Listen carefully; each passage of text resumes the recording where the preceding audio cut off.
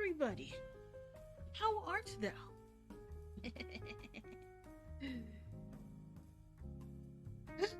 This is interesting. We are 2 hours late. More than 2 hours late. We're like 3 hours late. It happens. It happens. It happens.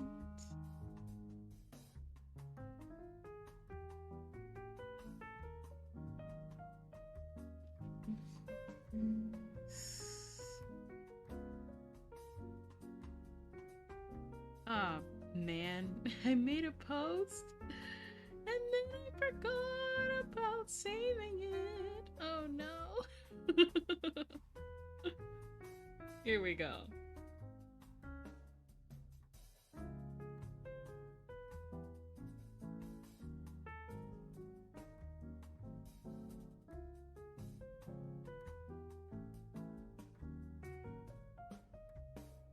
All right.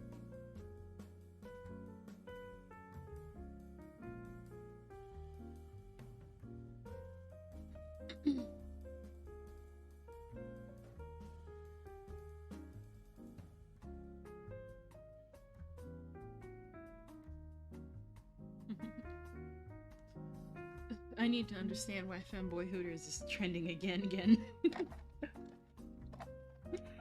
Oh man. Alright, now that that announcement is out, it would have been done apparently sooner, but I'm forgetful. But we shall be continuing what we did yesterday.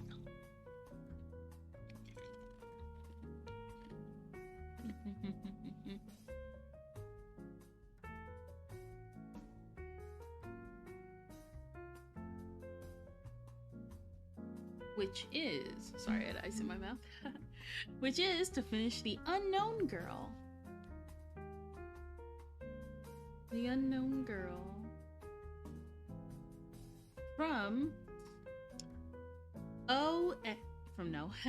from X000, wait, no,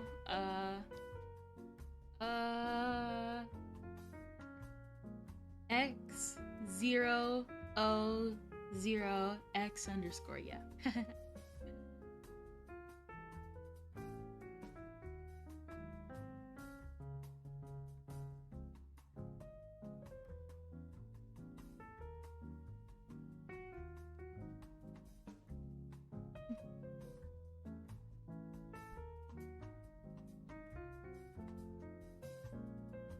Stabilize.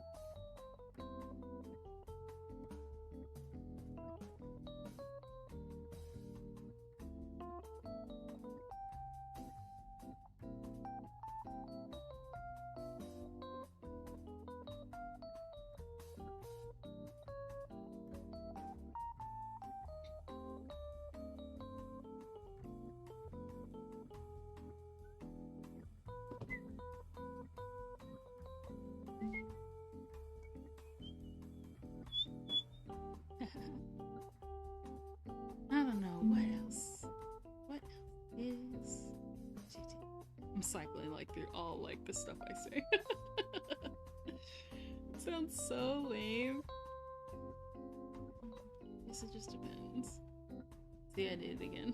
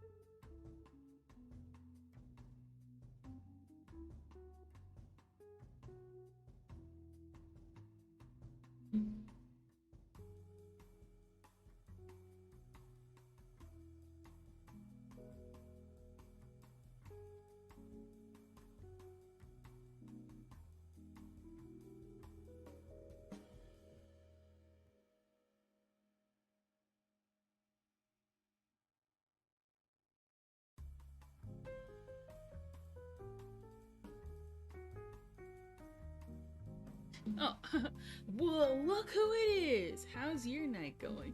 Hello, Joe. My night's going good. Well, we weren't supposed to stream this late, but I had things. Well, what is it? We're like preparing for like a trip, and so I want to get like stuff done. Well, it's well, and I was just getting stuff done at quote unquote last minute. More like I was doing my usual thing and not paying attention to when the trip was, and then everybody was like, "Oh yeah, we're leaving like next week." Obviously, I pay attention so much, as you can clearly tell. But when I do know, I automatically start preparing. Mostly because I try and, what is it? It's like, I try and like do stuff so that when we don't get back, I don't have stuff to do. Like, even if we still have stuff to do, it's not gonna be a lot of what stuff we're gonna do. Like laundry. That sucks. Who would want to do laundry after coming back from vacation? Good old procrastination and or forgetfulness. I wish it was procrastination. I like didn't even hear anybody at all. I was like, the 6th, and it's like, no, we're leaving later. So pretty much what's gonna happen is like I said, I don't even stream on Wednesdays. Wednesdays is like, if you get a Wednesday stream from me, you just literally stumbled across a 1 in a million chance. Because I have a no Wednesday policy for myself, for personal stuff, just to have like a break between it all. So once in a million, you are the once in a million, not I. That's for sure. Hey, it happens. Da, da, da, da. Na, na, na. So, what is it? Yesterday I got the clothes kinda done. I fixed the sleeve. And everything. Now the thing is, the difference is that we're actually gonna go the full, like, 3 hours. So obviously if you don't stay, it's fine. It's fine. But we're going usually our usual time. Today. Later than usual, but we're going there. Breaks are important. Yes, they are. Sketches are fantastic. I also finally fixed what was wrong, why I felt like the art was like completely off, and it was because I made her torso too short. I made her torso too short underneath, and so I extended it, and now she looks proportionate because it's not that I don't mind chibis where they have like big heads and small bodies, but the way it was coming out, because her dress was too big, because even then, like, look at all these like characters, they kind of have like big heads, they kind of have like somewhat big heads and disproportionate like bodies to it. But the problem was though, is like it was coming off it was like her head's too big, her body's too small, her dress makes it look like her body's even bigger than her head. Oh my gosh, they're all adorable. Yes, they are. Obviously, we recognize Kasane Teto. We'll go through them real quick, but yeah, the cut of the dress and the length of the torso, 100%. Yeah, it's just the way the dress is, because I kept comparing it to the original, and even without the original, it just looked off, like, completely. Like, what is it? We finished, like, Teto last time, which I find it ironic how she's taking forever, though I kind of expected that a little bit, and she took, like, the least longest, mostly because I just did most of her stuff off stream. Most of Teto's design off stream. And then, obviously, there's Matsuri from Sola. Not Sora, Sola. Originally, this project was just for characters in the early 2000s and stuff like that, in the 90s, that I really like, that nobody talks about anymore because, you know, old anime, old season. But then it just kind of evolved to just any character that I just thought was cute. So these two, Teto and the unknown girl and Chronico, because Chronico's technically a 2000s girl, yeah. Arale, which I'm pretty sure Arale's from the 80s. Or the 70s? It depends on when Dr. Slump came out. I know Dragon Ball's an 80s series. Yep. All these early 2000s characters, a non-2000s character, who's actually a 2010s character. What is it? 2000s character, manhwa character, 90s character, music video character, alternate version of a fan-made alternate version of a character, Ren from Elemental Jaleid, Tsukimi from the 2010s. Wait, did Jellyfish Princess come out in the 2010s? It depends. And Lucy Heartfilia, because I am basic like that. She's the best girl in Fairy Tail, and I'll defend that. I will defend that. Lucy is the best girl in Fairy Tail. Lucy is the best girl in Fairy Tail, and I will always defend that.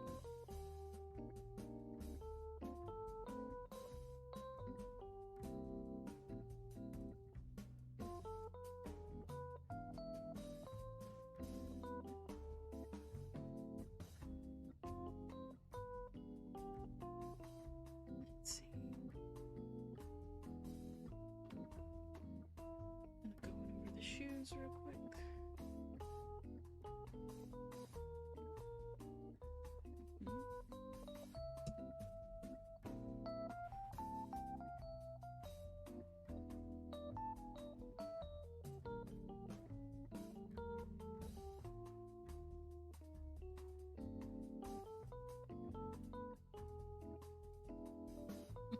Yora's best girl for recent animes. Yora isn't even the best girl in her own series.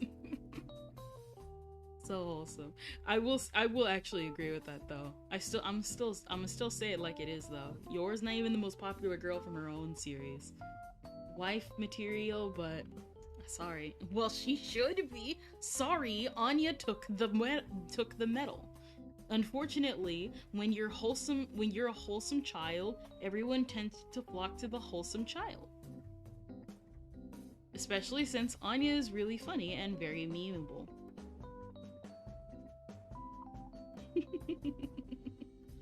That's just how it is. Like what? I don't watch Chainsaw Man, but like a good example would be Kobeni. Kobeni isn't even the most popular girl in her own series. It's Makima. And people pretend she's like the most popular. No. She's third popular at least. Third place at least.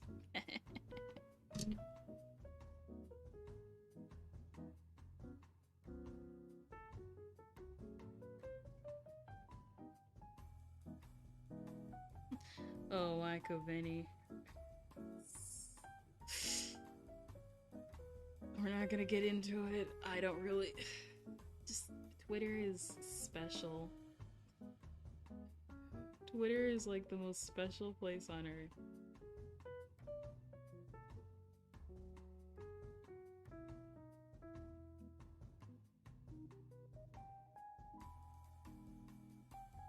Twitter is a cesspit. Yes, but it entertains me on the daily.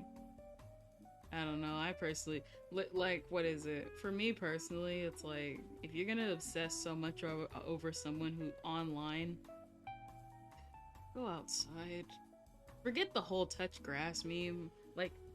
Like touch grass meme aside, go outside. Healthier. You'll live longer. Lots of good stuff is outside.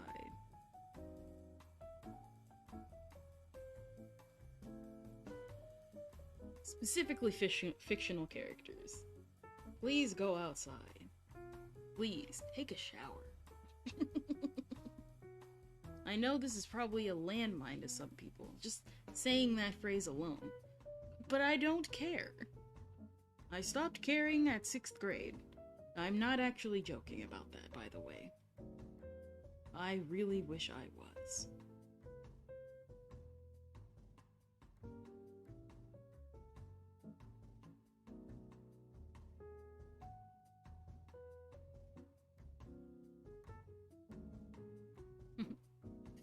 Dang. I can't talk much about power though. I can't talk too much though because I would die for power.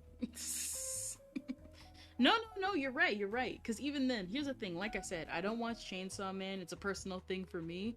But like, even before I knew like what Chainsaw Man was, I was like, out of all the characters that I've seen from what is it, the two characters that I saw first from Chainsaw Man before it like blew up as big as it did was Kobeni and Power, and I was like,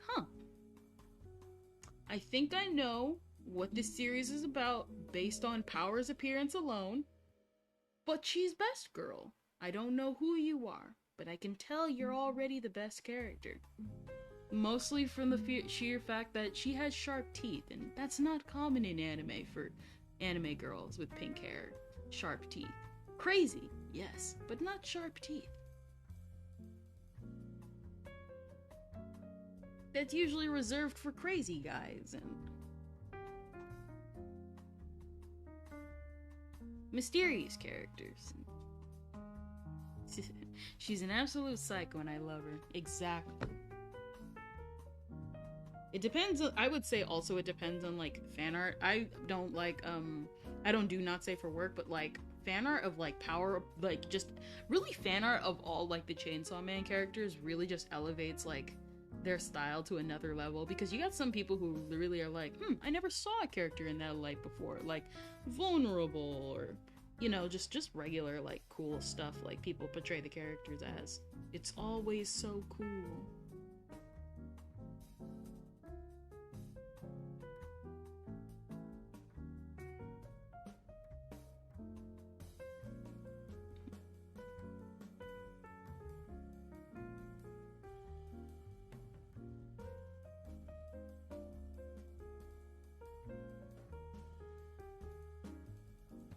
Shoes always throw me off. It always happens.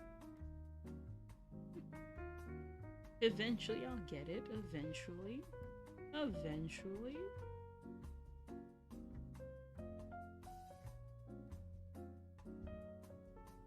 I'm in half for Power fan art. Let me see. But I'll allow it. I'll allow it.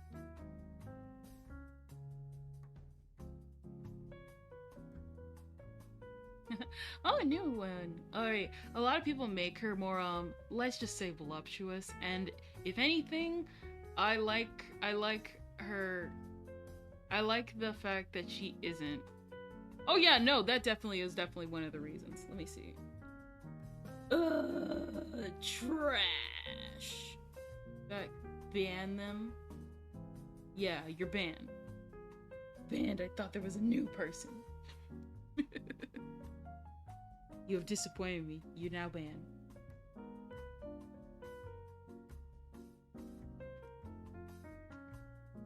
It always sucks. It makes me sad. It just depends on like the character. Like a good example would be like Land of the Lustrous. I love the way that the body, like just bodies in general, are depicted in Land of the Lustrous. It looks so beautiful. That right there is like just, it made me actually have like an appreciation just for all body types.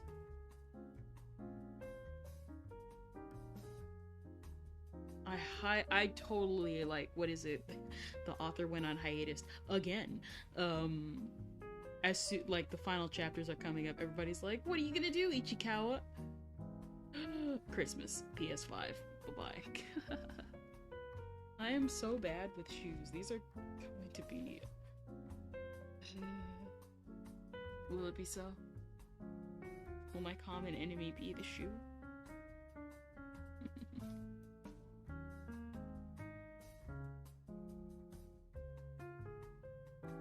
I guess it's just because I don't know how this shoe looks like.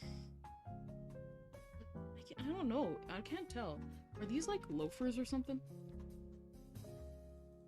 I'm like looking on my phone to see like a clear vision. I should probably also have a visual representation next to it.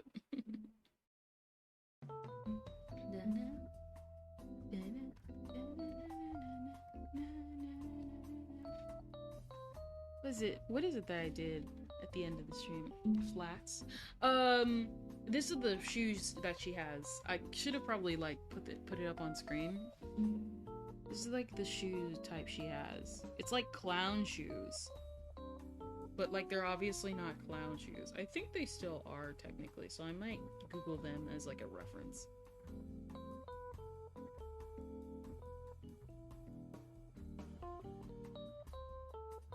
Okay, not clown shoes, but they're close.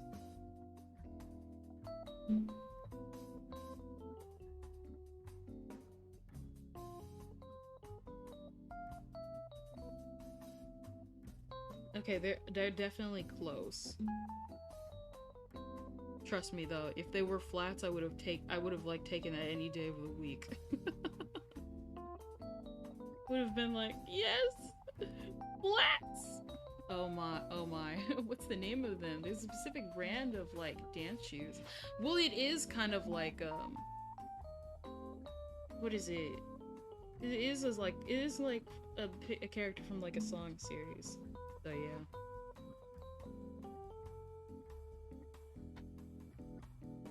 Which I refuse to say the name of again because I already said it earlier and I always end up jumbling it. I always end up mixing up the X's and the zeros and the O's and stuff. I'll have to give her other shoes. Somebody made Christmas shoes and the heel is of Santa holding it, the heel of the shoe up, like a high heel. It's like a... I'm sorry. I'm so sorry. This is funny. I'm sorry. This is funny. Your location. Your location is on file. We have found it.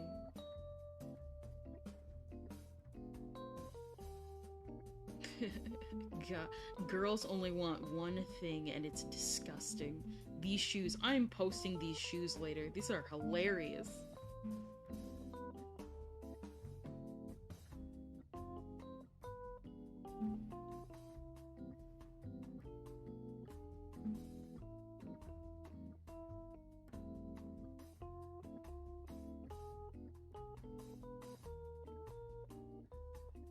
If we can't do like a lot, because this is a long character to go through, because I know it is because she has so many fluffs. Even positioning the ribbons yesterday, but like before I went to bed, I was like positioning some of like her material on her. Even that was kind of difficult.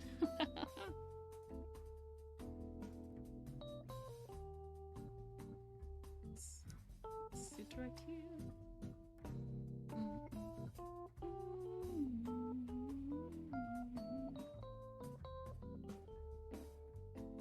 Because, and I almost did it one-to-one, but like I said, I still want to learn how to like draw shoes.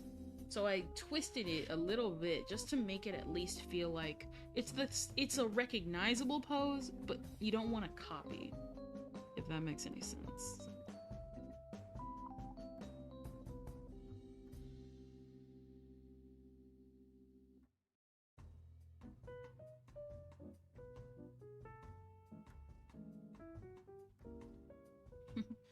Cape Capezios, that's the shoe. Let me see.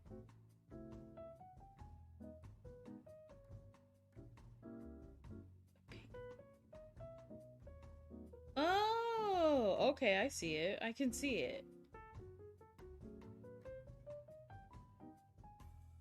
Thank you, Joe. These are definitely a cool type of shoe. Black shoes.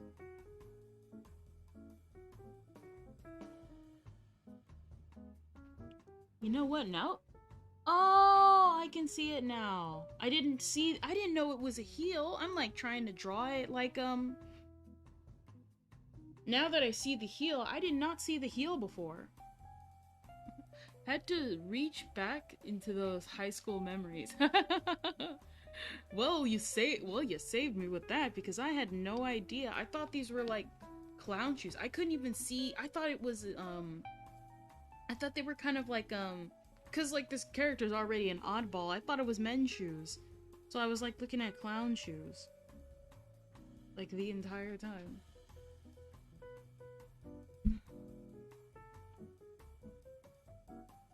Let's see.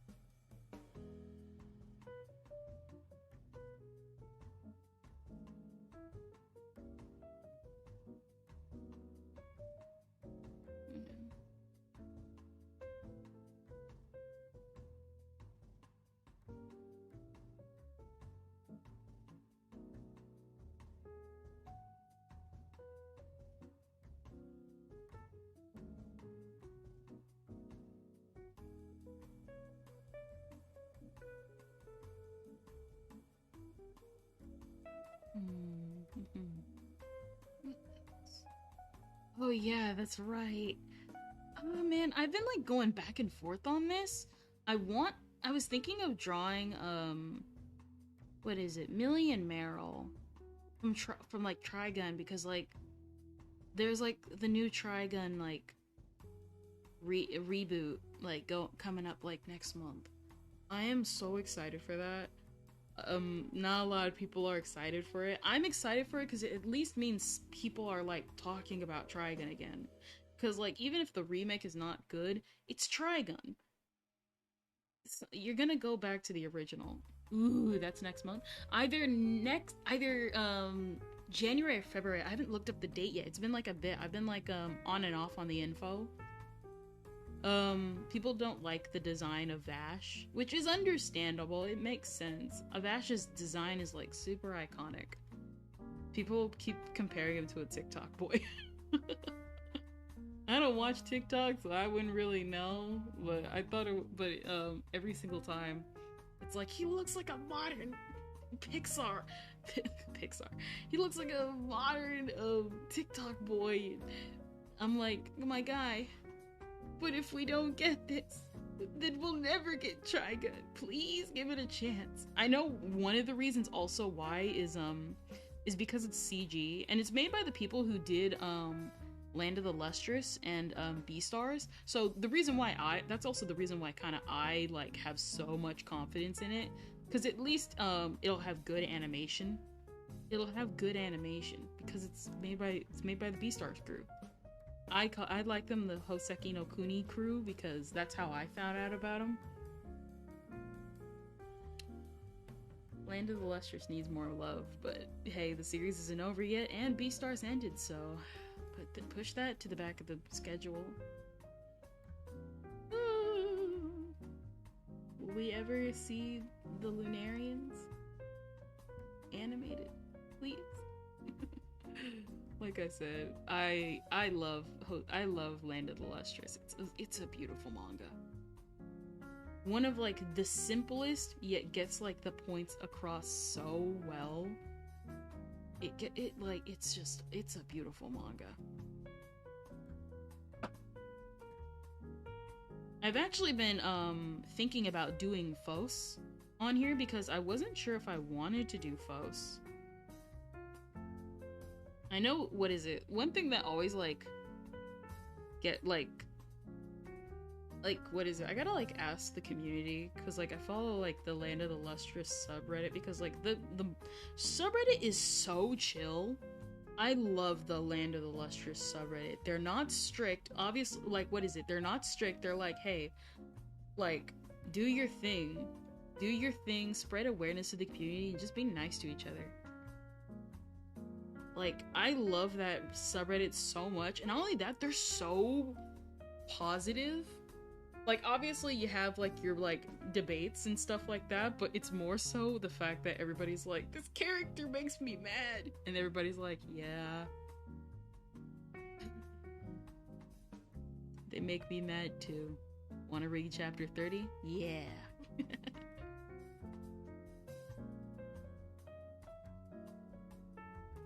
What is it? I think they're a lot better than, say, and this isn't, and I know this is gonna sound like slander, like, so obviously if you couldn't tell, I'm obviously still kind of new to Reddit, but I've gotten used to it, and like I've seen like some subreddits, like, you know, obviously some establish, some grow. I think one of my first like communities that I really liked before I left it was the Otome Isekai community. If you know, like, in the beginning of, some of you are probably, I know, like, if some people are coming in, you guys know that I used to love talking about Otome Isekai. And for anybody wondering, like, oh, what's Otome Isekai? It's basically, a girl, you know, she gets isekai'd, but she gets isekai'd into an Otome game. And, well, yeah, that's pretty much it. And it's mostly, a lot of it was started, like, in Japan. But then, Korea was like, we can milk this. I can milk this. And then they dominated the genre soon after. Then you got a lot of Korean Korean Otome Isekai. It'll mostly be, what is it? It got dominated. At first it was just Otome Isekai, but then, like I said, Korea then dominated and turned the Otome Isekai genre into a novel Isekai genre, but it still technically counts as Otome Isekai. And I liked the Otome Isekai subreddit until like, I think near the beginning of this year. I still read Otome Isekai, I just don't like browsing on the sub anymore. Like, okay, so in the beginning, it was, like, pretty cool. Like, the mods and stuff. You say you're new to Reddit, but you do good with Inu Curry subreddit, though. Alright. Lost Cosmonaut. Ah, yes. Yes, I am. I started that subreddit. I know I'm not active on there a lot. It's actually on purpose. What happened was that, I was so excited to post and find all this stuff, and people were starting to come in and see it, that I kind of, like, shuffled so much Inu Curry out there that I kind of didn't have any Inu Curry left to shovel out. But thank you for the compliment, Lost Cosmonaut. Oh, thank you. You followed right now. Thank you for the follow. Nah. I like, it's not that the, like I said, getting back on topic and then I'll move on. It's not that they're bad, it's just the fact that when new mods started coming in, it became a lot more strict, and it also became a lot more, how should I put this? Now, obviously, this is subjective to some people, like, you shouldn't either post links from certain sites so you know, support the creator officially, and so everybody was fine with that. It all started when it started because of two things. Number one, because the sub was getting so big so fast because of the stuff like with My Next Life as a Villainess and the upcoming Raeliana, why Raeliana ended up in the Duke's Mansion, and the currently airing I'm Gonna Keep the Final Boss and stuff like that, and Princess Bibliophile, her too. So obviously the sub is getting bigger, and so they were like, okay, you can only post one post every 24 hours. And some people were like, but it made sense. It made sense. Like, obviously, you have, like, I'm pretty sure they have over 100,000 members, so obviously that's gonna happen. You want that. You want some people to come in and make sure nobody's posting anything. I remember in the early days, someone got banned because they had decided to post Rule 34 of one of the characters, and everybody was like, not so, Chief. They didn't get permabanned, but it definitely did, they definitely still got banned for, like, a month for that. And then you got, like, the second reason was also because, and obviously, if you seek out these subs, don't harass anybody, please don't. I still browse the sub every now and then. I just don't like, for like new releases, I just don't like interacting with the community anymore because it's just kind of different now. It used to be like actual discussions, and now it's just people complaining about Dukes of the North for like the 40th time.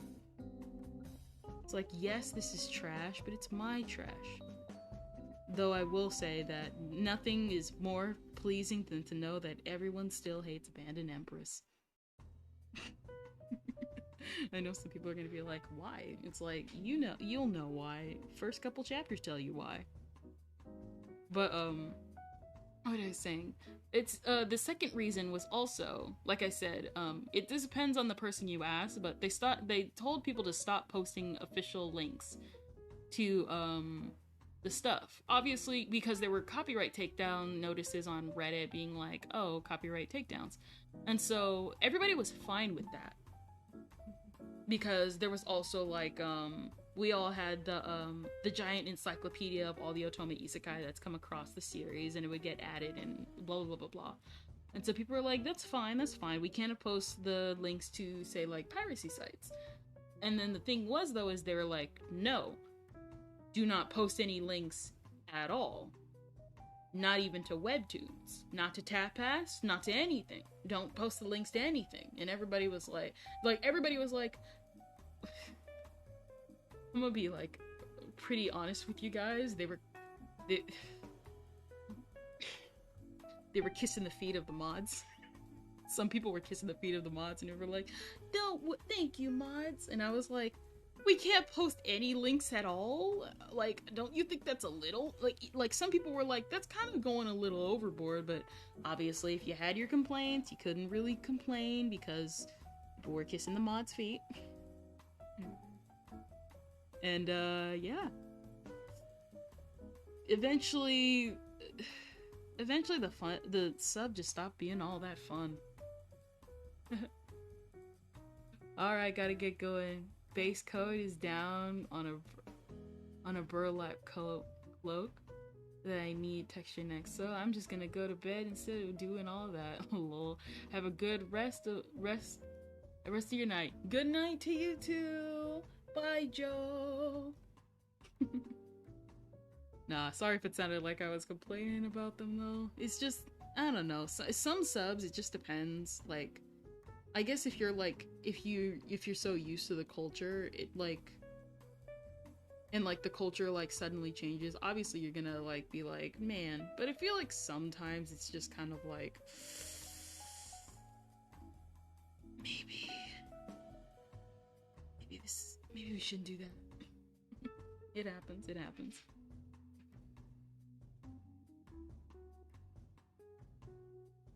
It depends on, I say it just depends on, like, it just depends. Yeah. But there were still, like, cool discussions. It's cool seeing, like, new people on the sub, though, like new people who, like, have come in and now, like, they're the top, what is it, like, you know how, like, there's that one person you'll always recognize on, like, the sub? There's always, like, that one person you recognize on the sub, no matter what. That. I love, seeing, like, people like that. It's always fun, like, seeing them and everybody's interacting with them, and it's like, man, they make the funniest jokes, they do the best fan art, all that type of stuff.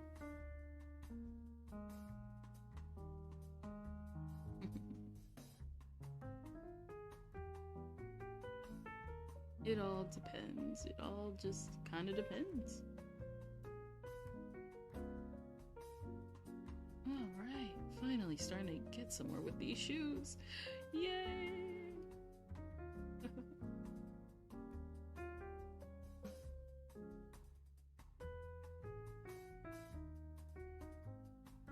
Alright.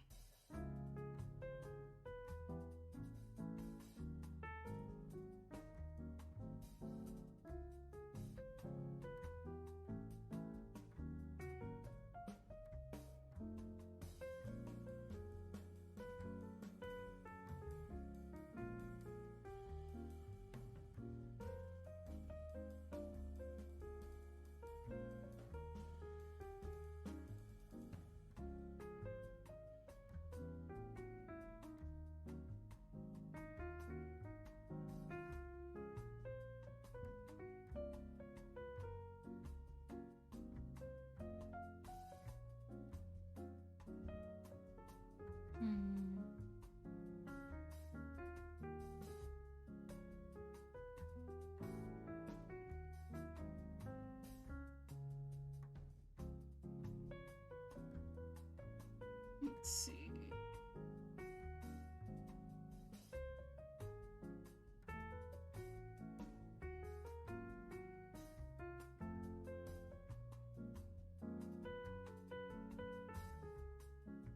Oh yeah, that's right. Okay, so I tweeted about this like this morning. I started listening to it last night because I remembered, but I know like like what is it? Callie's new album like came out, Cinderella. I know people are hating on it, but like my guy, I gotta admit, it's kind of a banger. No, I haven't listened to the whole album, only because like there's only a few songs that I kind of like from it. Mind you, I'm not all that big of a Calliope fan. I'm not big of a Maury fan. I'm not blah, blah, blah, blah. I'm not that big on I'm not a big old Maury fan. So it says a lot when I say like I genuinely like this album, mostly because you can totally hear that like Callie improved so much. Like in her singing, you can tell she's like maybe I'm pretty sure she's taking lessons because like what is it, because I only really like 2 songs from Callie. Obviously the new one that came out, Internet Brain Rot, but the previous one before that was Live Again, and that was like when she debuted. Which says a lot. And so I was like, man, this actually sounds really good. And I kid you not, I had like no interest in the album, like at all. And the reason why I found out was because, so sometimes like I always like check the trending like tabs because, you know, I'm just bored that day. And Maury's album was trending. And so obviously the people who are talking about her the most are her haters, who, let's be real here, kind of obsessive the way they talk about her. It's kind of creepy. You'd think they were her fans. You'd think they were her fans from how much they talk about her. It's creepy. But that's just me.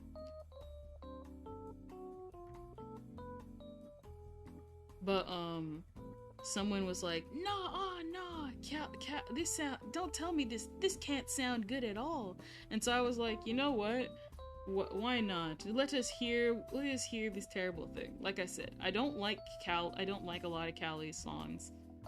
They're just not my personal taste.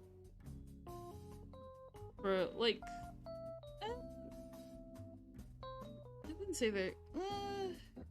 It just depends. Like a good example would kind of be like Off With Your Heads. Off With Your Heads is pretty good. Would I say it's like top 2 songs that I like? No, but you know, it just depends. And so I was like, you know what? This can't sound all that bad. And I heard it, and I was all ready to be like, generic, it sounds like Callie, move forward.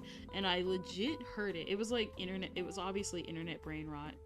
And I was like, oh my gosh, this sounds actually really good. What are you talking about?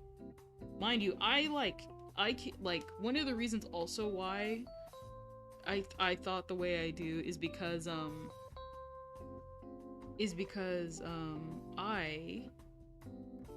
I myself am a singer. Am I like top tier like Ariana Grande? No, but I've been singing for like a lot of years, and recently I've started trying to improve that again. Since I never really pursued a career in singing, I pursued a career in art and streaming. And streaming kind of revived that passion because now I want to actually sing for you guys. So I've been trying to improve my voice in the meantime. But even before that, I've been just a severe like music person. I love music to just absolute death. I love music. You hand me a song that like appeals to my taste, and I will have that song probably playing the entire day until I can't stand it anymore. until it turns into white noise, and I can even point out the imperfections in those songs. That is how much I am into music. And so what ended up happening was I was like, oh my gosh, this can't, who said this sounds terrible? Because the thing with like Callie's voice is you can tell, like I said, you can tell she's improved her singing. You can tell she has improved. You can just tell she improved. It's amazing. It's amazing.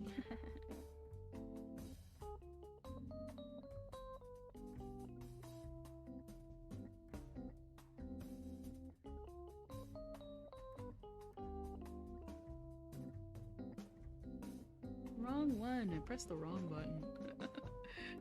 But yeah, like I said, you can just tell she's improved, and I really, really love that. I really like that about her voice, the fact that she's like willing to improve despite that. I love Callie and her roommate, but I cannot get into the music. I haven't tried a lot though. You can tell though that a lot of her big critics are haters though. Oh yeah, definitely. I'm not I totally definitely am a fan of like Callie. I was obviously, if you knew Callie beforehand, obviously you know her who she is. I'm not gonna say it, just because personal stuff. But I actually found her before, like right before, because of the whole princess boom. The whole like Top Ham Hat Kyo boom with Princess. So that's how I found out about her, and I was like, man, you're kind of cool. And so it was like, that, and it was that, and then you like go and leave, and then like all of a sudden I'm like, oh, wait a minute. The only reason why I found out was because of Game of Dice. I found that it was her because of Game of Dice, which Fake Type like posted like a couple I think like was it a day? It was like at least maybe a day or a week after her debut. And so yeah. And then what else? My thing with like though was like I said, her hate, like I said, from the amount of hate she gets, you'd think that you'd think her fans were, you'd think that her the snores in the background. You'd think that like her fans, I mean her haters are her fans for how much they try and cling on to Callie. Like, it's kind of weird, bro. It's kind of weird. Obsessed and rent-free. No, and then also what I also like the fact of is that when Callie like called them out, is that some people were like, my guy, you shouldn't have called them out, you're just giving them attention. And it's like, my guy, she's been like, she could literally, what is it? She could literally say she is going to blow up stuff with an atomic bomb, and they will criticize her pants before they criticize the bomb.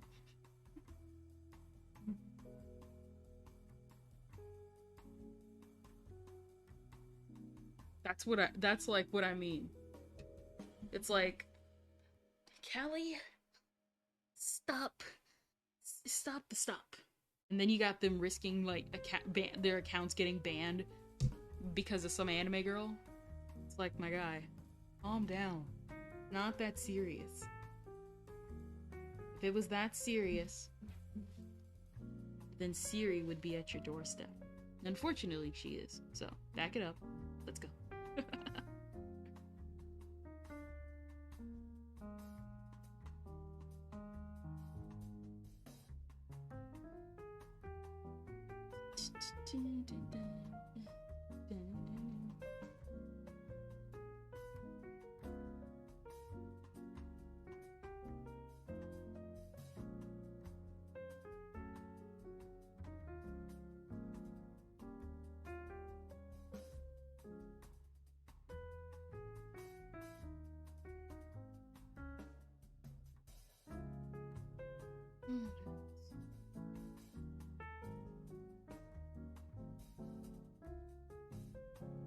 By this point, I'm like tempted.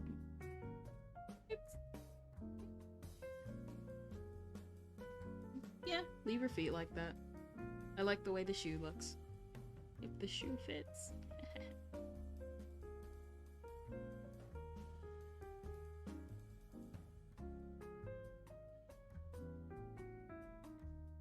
What else? I really kind of just like the way like just all the girls are going. Just live your life. Shoes are pretty tough too. Came out pretty good. Yep. It's like as you saw earlier with Joe before he left. It's like it's the hard thing about shoes. Surprisingly, is not the shoe. It's the sole of the shoe. At least in my case, because with the sole of the shoe, you have to constantly readjust it to fit like how a foot should be. And then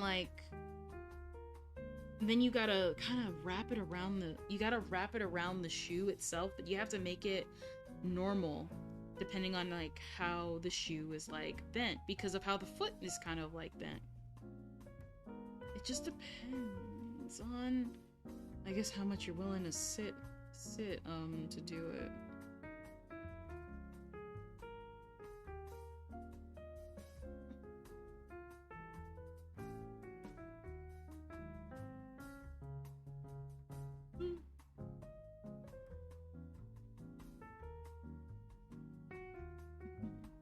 It's just, I don't know.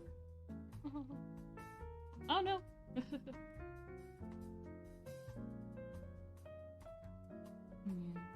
But the soles of the shoes, like people, like here's like how should I put it? Like eventually when I do hands, because obviously as one could see, I'm sort of getting hands down. It's like it like takes a lot of references, but once you get hands down, it's easy. But shoes, it just depends because it's also like obviously I emphasize the soles of the shoes, like the little bottom pads and stuff like I'm doing right now. The shoes, it's like I've never done shoes like this before. And then last time I didn't do shoes like this. And then it took this. Matsuri's shoes took an entire day to do because boots are just exhausting. Hands are fun, but shoes are like always different. Yeah, there's like this one, like I had to like what is it? Joe had to like actually look into the type of shoe because I had never seen this shoe before. I thought they were clown shoes at first because of how kind of like big they are, and because like the songs because these songs are actually by the unknown artist. I call them the unknown artist, but their name is lowercase x 0 lowercase o 0 lowercase x underscore, and they never released a character sheet for the character. And the songs are they're kinda goofy, but not like goofy. And so what ended up happening was it's just kinda like I keep saying it just depends. But like what I'm saying is that I'm yawning.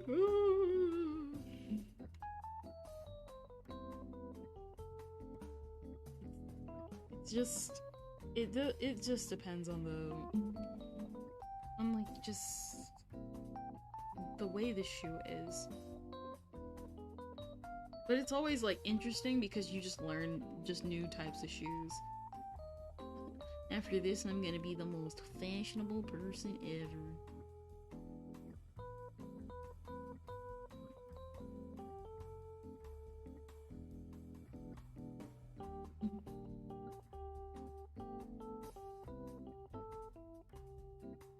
Okay, I almost thought I deleted that by accident. I would have been so upset.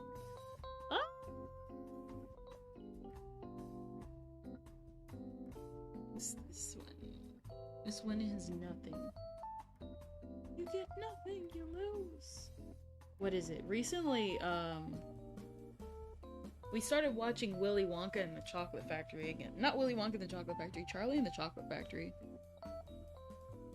It started like rewatching Charlie and the Chocolate Factory, and then after all these years, we started watching not the original but the Gene Wilder version, because I grew up on the Tim Burton version.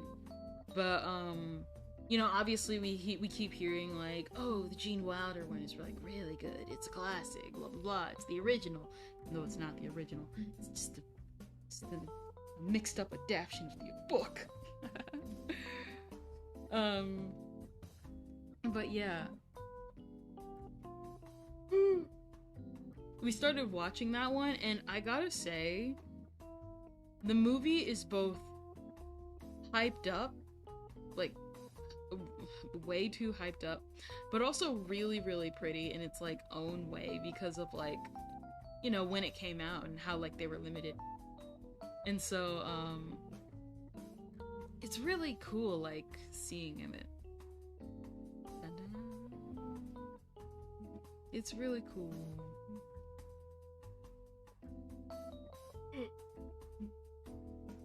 Yeah. Sorry for the yawns. I've been like I said earlier, I was like not working, but definitely getting stuff done earlier. So if I come off tired, I'm not actually tired. It's just my body kind of literally slowing down from the rush. I wanna redo this her neckline thing. Yay, it's only for this.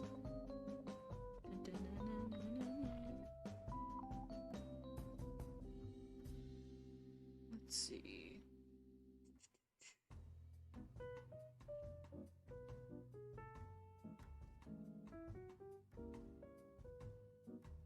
So, like I was saying, so the reason why we also started watching it was because, like I said, people were saying like, oh, it's the original, it's like the best one. And so we watch it, and I finally we finally watch it. I grew up with the Gene Wilder, but I can imagine if you grew up with the Burton, the Wilder one would be kind of boring. Like, that's the thing. So we didn't really know about like the Gene Wilder one. I didn't know about the Gene Wilder one growing up, and neither did my own like mom and dad. So like we sat down and we watched it, and I thought it was kind of overhyped because of the way they kind of like played up Gene Wilder.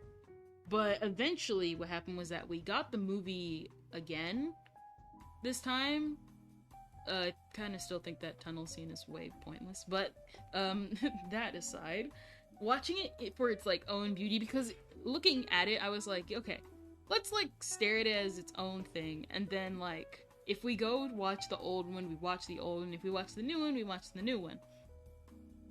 And so what ended up happening was we watched the Gene Wilder one, and I'm like, you know what? I think I finally understand like why people like the Gene Wilder one, and like just why people like certain, like they prefer like one over the other.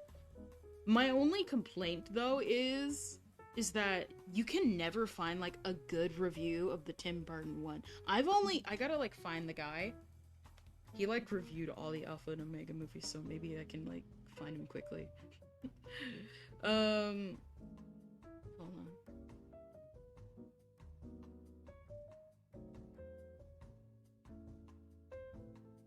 Let me see. Nope, no.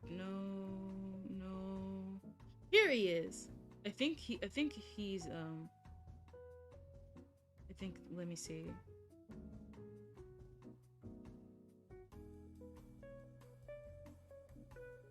Did he? Yes, he did. His name is Bob Shayax.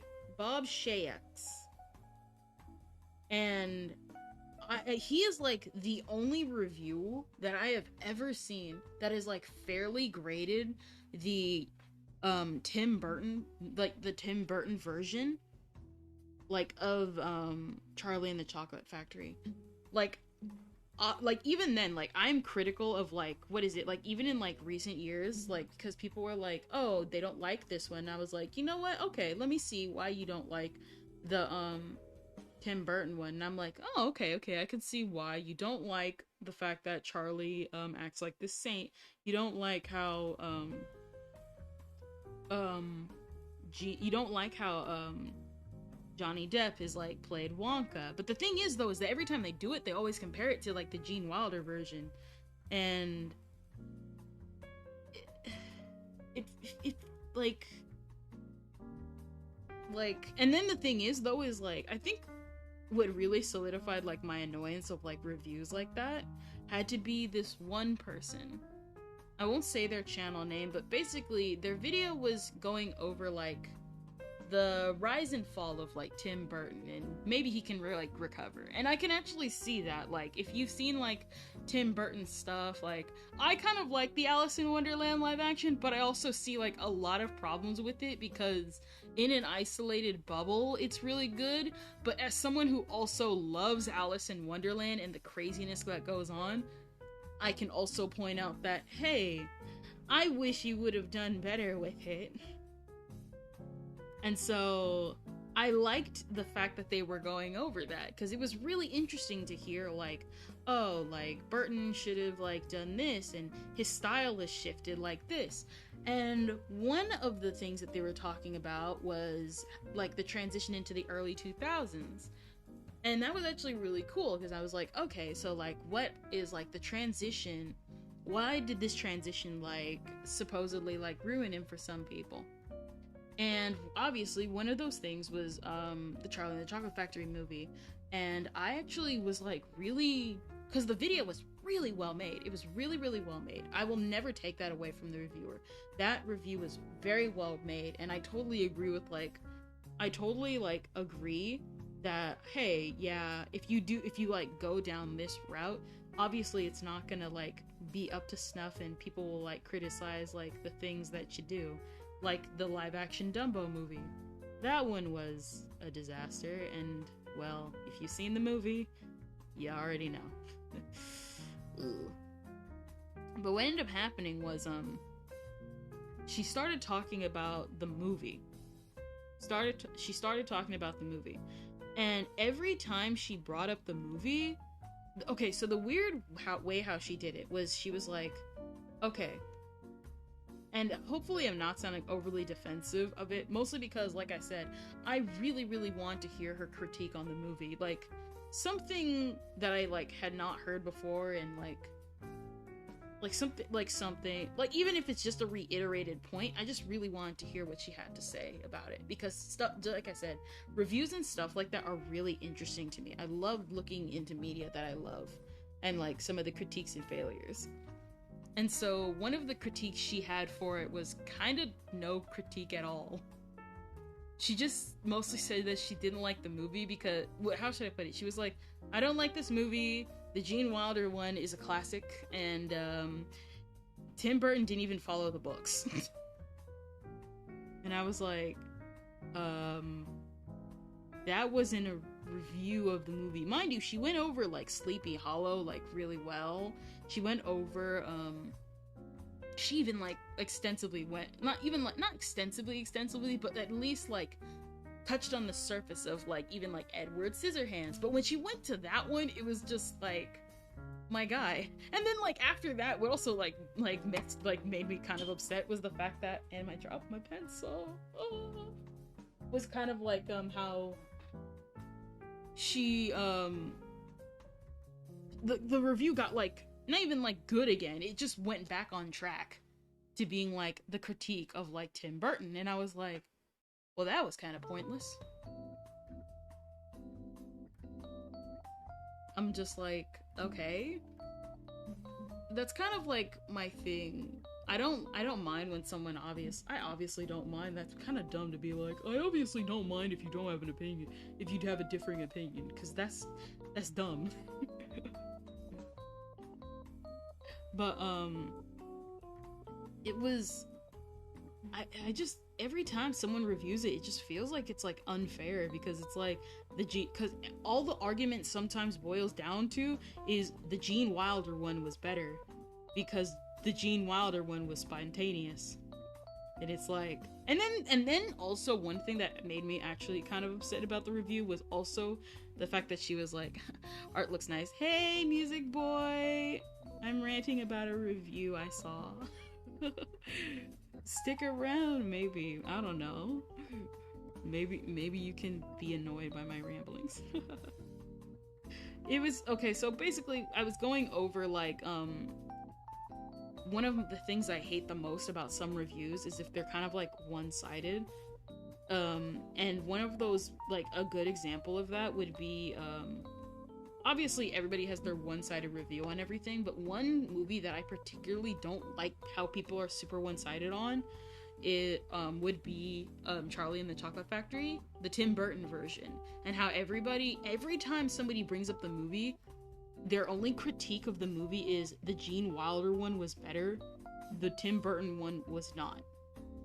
And they only they praise the child actors because the child actors are fantastic in that movie, and they praise the sets because Tim Burton obviously makes good sets. But it's like, my guy, the movie is better than this. The movie's better than that. Like, even when I agreed on like, oh, the childhood stuff is like unnecessary, I still liked those segments, even if like they were unnecessary, because it's like, this is very clearly this is a guy who trapped himself at a factory for like over like 50 years, and he still looks like that. I'm surprised the factory's functioning. So like, yeah, but one of the things that like made me upset in the review was the fact that the review was really well made until like she got to the segment of Charlie and the Chocolate Factory, and the review for that one literally boiled down to the Gene Wilder one was better, and Johnny Depp was miscast, which I think is kind of subjective, because like if it's like, there may be somebody who could play like a better role, but like at the same time I think Johnny Depp pretty much did good in the role for what he had and stuff like that. I can definitely see like somebody else, like if you were to swap Johnny Depp out with somebody else, the role to me wouldn't be any different. But one of the things that I just didn't like I didn't like the fact that was like the review of the movie, because like the movie is good. The movie is good. And then like the other thing, I like got off track once you like shut up, music boy. One thing that I actually really, really disliked about the review has to be the fact that she said that Tim Burton didn't follow the original movie, despite the fact that the original movie isn't even like faithful to the books. And then she also said that it wasn't faithful to the books, even though, what is it? It was kind of like what did she say? She said she wasn't faithful to the movie, and much to Tim Burton's dismay, the books either. And it was like, that's like the most listen, it's not one-to-one, obviously it has like a couple scenes mixed in and added in, but I'm like, bro, he had to consult with he consulted with like everybody. He had consulted with everyone he could like be involved in to like get at least a lot of things like right in that movie. Like, what is it, the Bucket's house in like the Tim Burton one, the house is based off Roald Dahl's like writing shack, which he like purposely based it off of. And then like there's like, and then like he like got the character designs down to a T. Obviously we can praise like the sets and stuff, but like, it's so much. I know like some people are gonna be like, what are you ranting about? And it's like, I'm not trying to rant, I just don't like how people don't give this movie a fair shot. Like, now people are giving the movie a fair shot because like, you know, people aren't like blindly being like, the Gene Wilder one is like the best. And then the thing is also, one of the things I also didn't like in the review was the fact that like, she was like, what was it? He was like, I want to follow like Roald Dahl's vision. And the thing is, she was like, isn't Roald Dahl like a terrible person anyway? And it's like, I'm pretty sure like most people in life are already terrible people. I'm probably a terrible person. I won't doubt that. We're all terrible people deep down. Now, obviously, by me saying that, somebody's gonna come in and be like, you do know what he did, right? And it's like, yes. I also grew up with Matilda. Do I hate what he did? Yes, because it's Roald Dahl. He wasn't exactly the, nicest person. At least to people like me. But I can at least still acknowledge that, like, you can apply, like, what is it? You can apply death to the author, but you can't keep applying death to the author, like, in every situation. You gotta at least acknowledge some stuff. And so, what is it? She said, like, isn't Roald Dahl, like, a terrible person anyway? So we shouldn't, like, agree with the words of, like, him. And I'm like, my guy... Stop and follow the script, because like I said, this was like, if I had, like, I don't want to like bring in her review. I'm not gonna pull up her review because like that I'm not gonna shame somebody for their review. It's like it's their review. If they didn't like the movie, they just didn't like the movie. I just didn't like the review. Like, I just did not like that segment of the review. It was like that was a really bad review, like, because I burped. It was a bad review in a really good video, and that's kind of like why I had like a really big problem with it. So I know people are gonna be like, oh, what do you have against her? It's like, I don't have anything against her. It's a really bad review and a really good video. Especially since like the review like really felt lost by the time she started like talking about like interviews and the interviews regarding the movie, which yes, definitely were questionable on Tim Burton's part, but just ugh, it kind of just got lost. It got lost by the end, like the show. I know I'm like sounding like I know I'm like ranting. I know people are gonna be like, why are you doing this? You sound so like, you sound like you're trying to defend a $1 million corporation. And it's like, yeah, I am. I know I sound like I'm defending a $1 million corporation, but it's my favorite movie. Actually, no, I wouldn't say it. Reviewing the review, lol. I know, like I said, I know it sounds like dumb. I know it sounds like people are probably gonna like come in here and be like, oh, what? But like, I actually genuinely, when I love a review, I love a review. A good example would kind of be like, these are 2 reviews that I like, and it's involving one topic. And it would be, I love Pointless Hub's review of The Boys, and I also love Just Stop's review of The Boys, because both have their merit to them.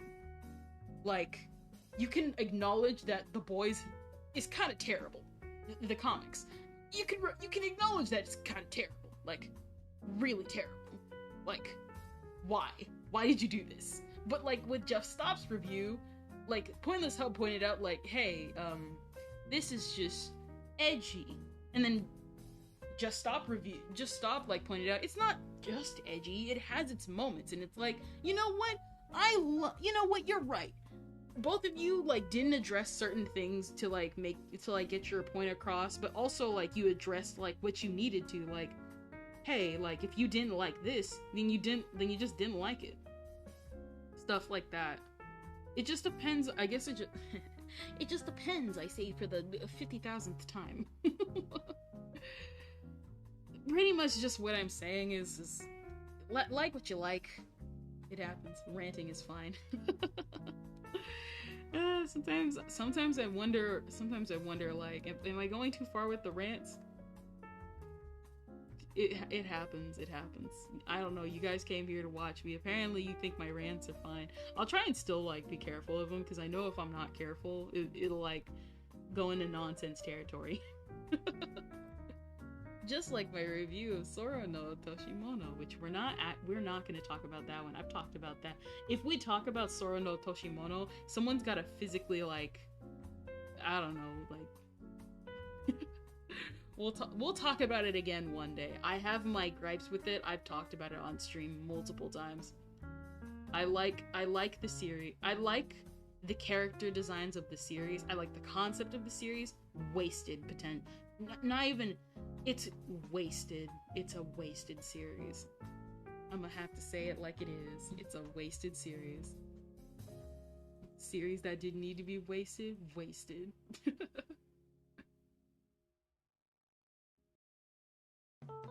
And then, but now, yeah, it was like like I said, it was a really good video with a really bad review. And I say that because all the other reviews in the video for like Sleepy Hollow and, like critiquing like Sleepy Hollow and like why that was bad and like critiquing all the rest of the movies. Like, she only went over like a select few, but like, you know, all like, you know, like Beetlejuice and like I said, the aforementioned Sleepy Hollow, Beetlejuice, and like what makes Burton style like Burton. Even like the old school Batman and why that was good and how like his style like really peeks through with that movie.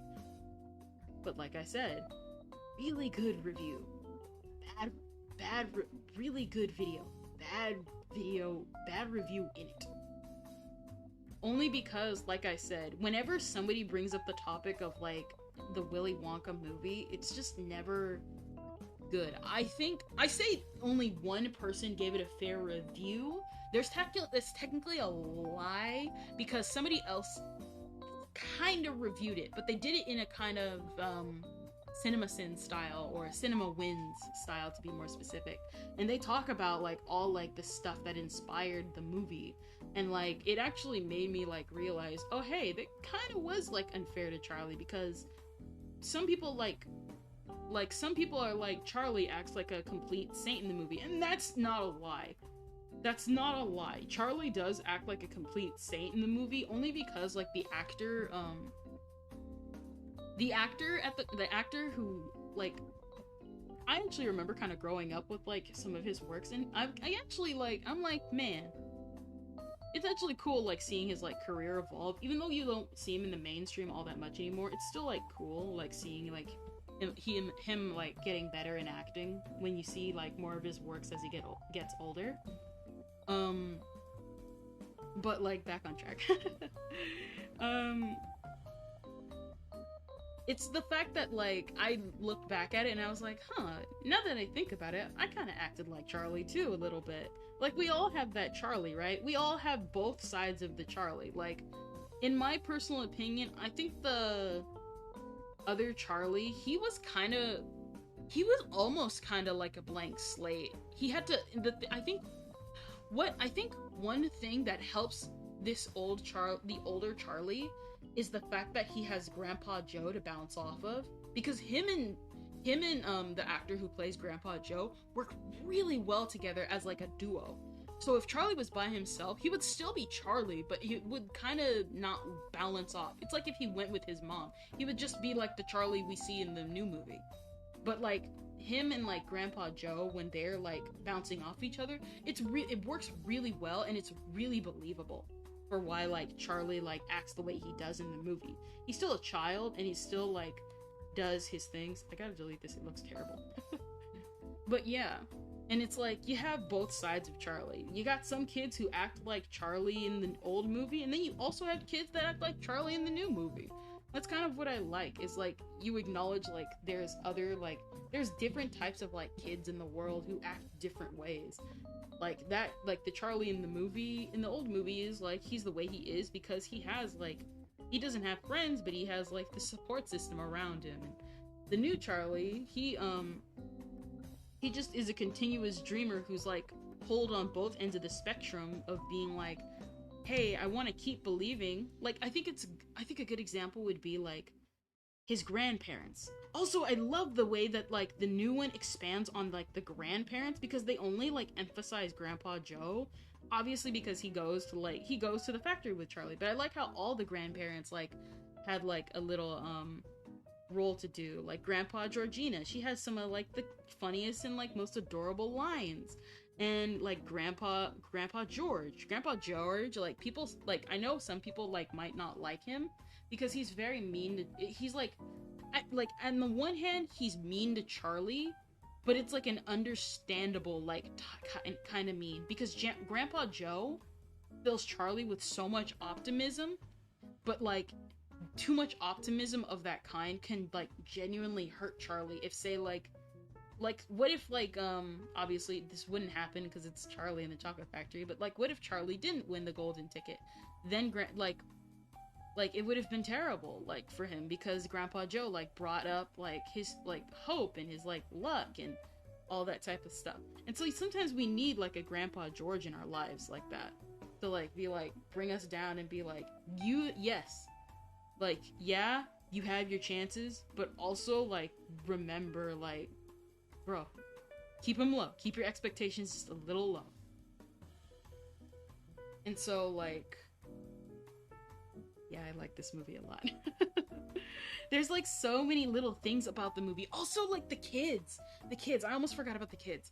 I love the way they did the kids, and it's so subtle, like some of the ways they like portrayed the kids. Like, obviously from like the way they are like raised, like obviously the older kids, like they had their own like things separate from their parents, but I like that the new movie kind of intertwined the children and their parents. A good example would be like say like I never noticed it before, like obviously it's obvious now when you like look at the movie, but I think one of the cool like things is like if you notice Violet and how like her mom is, notice how Violet doesn't have a dad. Notice how Violet doesn't have a dad, and not only that, anytime Violet wants to do something, she always looks to her mom. She always looks to her mom on like if she can like do this, that, and like obviously notice how like the mom is like a complete opportunist and wants her like child to like follow in her footsteps. Notice how like when Violet like presents the fact that she has the golden ticket, her mom takes the opportunity to brag about her rights, but only notice how like the mom only has one trophy and Violet has all these trophies in like her house that are all about her, and how she has to stare at her trophies and brag just kind of like how her mom does, but all she can do is like, you know, reflect back what she's been taught by her mom. Or Mike TV's parents, who I kind of actually like how they swapped out the dad and the mom, because I don't know why the mom and the dad feel like exact carbon copies of each other, which is why Mike kind of is able to like do what he's able to do and be a smart aleck, because they both treat Mike the same as this know-it-all smart kid. And I like the fact that it doesn't matter who would have went with him. Like, it doesn't matter if the mom or the dad went with him, he would have still turned out the same anyway, because of just how like they treat Mike and stuff as this like smart kid, even though he's, well, a kid. Or I don't have anything to say about Augustus and his mom, more the fact that like she cares. She's like on the same level as like Charlie's parents, but she's a little like not self-absorbed, but definitely not, I don't know how to like describe it. She's how do I put it? She cares about Augustus, but if she's not paying attention, but because she's not helping him take care of his health. If I guess that's as close as what I can get to it. Not too bad of a parent, but like, you know. And then I think out of all the actors on screen, the actress for Veruca and her dad are perfect. I love just the whole fashion with Veruca. If anything, I wish we would have gotten to see Veruca in her home so much more, because the aesthetic of her home specifically and the way they like brightened up her face, you can tell like she's like a ghost that constantly like begs. And then obviously when they go to the factory, they have to lighten up her face, but I love the way they did that with like her face and like making it kind of like that. I just love Veruca's aesthetic completely. If I could, you know what? We actually might just draw Veruca here. And like, we might add Veruca in like the early 2000s girls. I was thinking of drawing like some real people and VTubers on here as well. So, I'll think about it. I'll give it a couple days. No, but I love Veruca because her dynamic with her family is so interesting. Just her and her dad. Yeah, her mom, but her dad too. I'm actually gonna kind of like gush about it because it's so clever in like such a simple way. So Veruca, if you notice throughout the movie, she is very polite. She's manipulatively polite. I know I'm probably like I'm like hyping up the movie, so obviously like go in with like tempered expectations, but she's so polite because she knows that if she's polite, she can get what she wants. That's why she does that with like Wonka and the squirrels. She's like, Daddy, please get me a squirrel. Like, get me a squirrel. I want a squirrel. And she says it really politely, specifically. And she doesn't raise her voice until she can't get what she wants. She only raises her voice for however long she cannot get that thing. Not only that, I also love the fact that they chose, like, someone who's way older to be Veruca's dad. Because it explains a lot. Obviously, like, the dad from the original also, like, is a good, like, stand-in. So, because obviously, like, you know, he was able to fall down the chute. But the thing is also, is that if you notice, her dad is significantly older than her mom, and he's obviously way too old to take care of somebody like Veruca. And so it's really obvious why he would do this stuff for her, because he's older and he, like, if, say, he had children, he probably would have raised them differently. You can tell, like, when somebody's older, they're gonna raise their child differently than when they were younger. And so, because he's older, all he can really do is, like, oh, just give Veruca everything she wants. Just give it to her and, like, she'll carry on her day. And then, the thing is, though, is that's, like, really clever, because it also explains why he's shaking the gate and, like, yelling at Veruca to come instead of, like, hopping the gate and, like, going to get her, because he's too old. He can't do that. If he does that, he will injure himself, and who knows, he might get hurt by the squirrels as well. It's like, I really, really like that about, like, Veruca specifically, because just, I just really like those small, it's just those small details that, like, add up. Also, the narrator, I think the narrator's kind of funny in the movie as well. Nothing cracks me up more every time hearing the movie than when Charlie's dad gets fired, and Charlie's like, Dad, why are you not at work? And he's like, oh, the people, like, let me off. And it's like, so it's like summer vacation. And he's like, yeah, summer vacation. And then the narrator pops in and is like, in fact, what is it? In fact, it wasn't like a vacation at all. I'm like, my guy, you didn't have to roast him like that. Not gonna lie though, I also like that scene because I remember being like a kid and like, that machine doesn't feel machine-like. This was before I learned about CGI. And so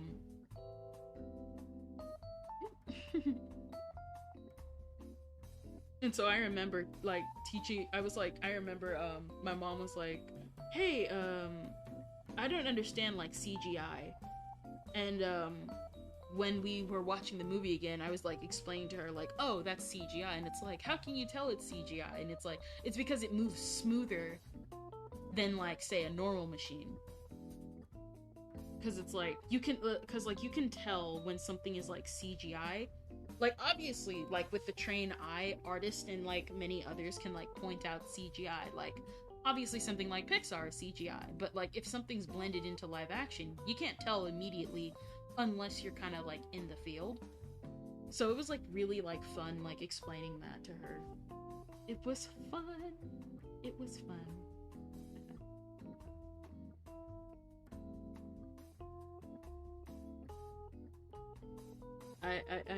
I just like talking about movies, if you couldn't tell.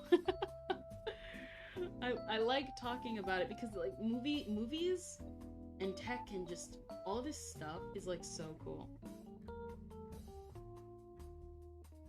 Like, a good example would be kind of like, what's a movie that I like that nobody else likes? Obviously, the Charlie and the Chocolate Man we just talked about, like I said, I have questionable things about the Alice in Wonderland live action. I would say kind of, it depends on the movie, I guess. It just depends.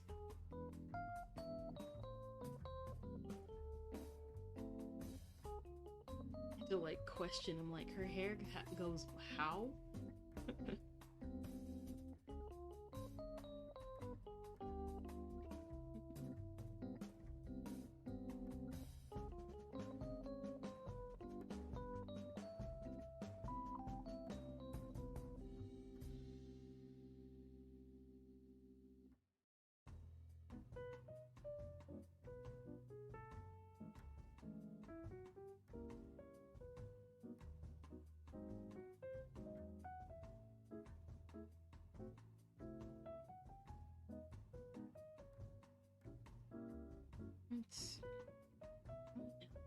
What else? Is there another one? But no, like, I guess, like, I guess I actually can say this. Also the reason why I kind of like, movies is because, I usually tend to listen to movie reviews and stuff, and like, a lot of drama, breakdowns, as I'm, like, getting work done. Mostly because it's, like, so, like, what is it? Obviously, you got, like, the commentary community. The commentary community is a special community because there's a lot of commentary. The water is water and the floor is wet.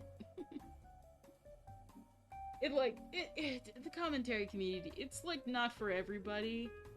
I remember before VTubing, I was actually considering joining the commentary community. I was like, I wonder if I can join the commentary community. Maybe I can, like, and this was before I knew, like, who, like, everyone was.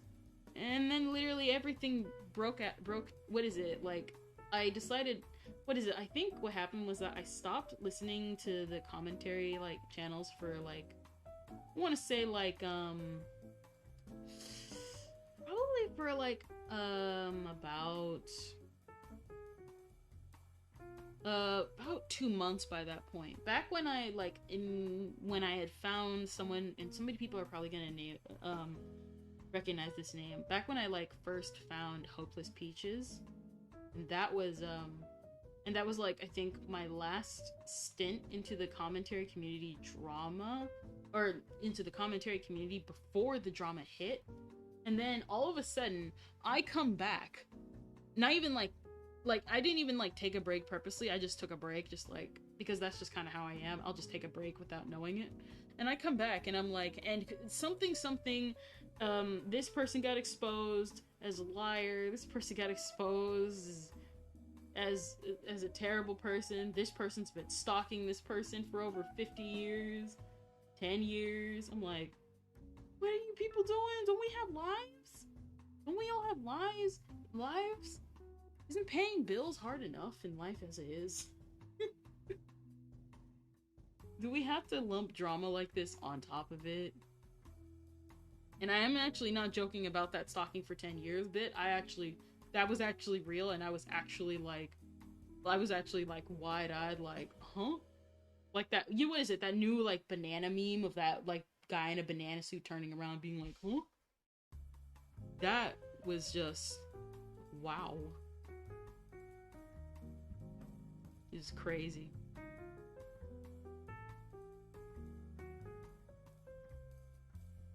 What else? Oh yeah, I've been, like, looking into it. Oh yeah, what is it? Like, I've been, like, not starting watching VTubers, like, again. Like, I know some people are gonna be like, you're a VTuber who doesn't watch other VTubers. I'm sorry. It's just kind of how life is. When you're on the microphone all day trying to record your own audio, unfortunately you can't listen to somebody else, because then you'll be distracted and probably repeat what they say, despite the fact that you're doing a assignment.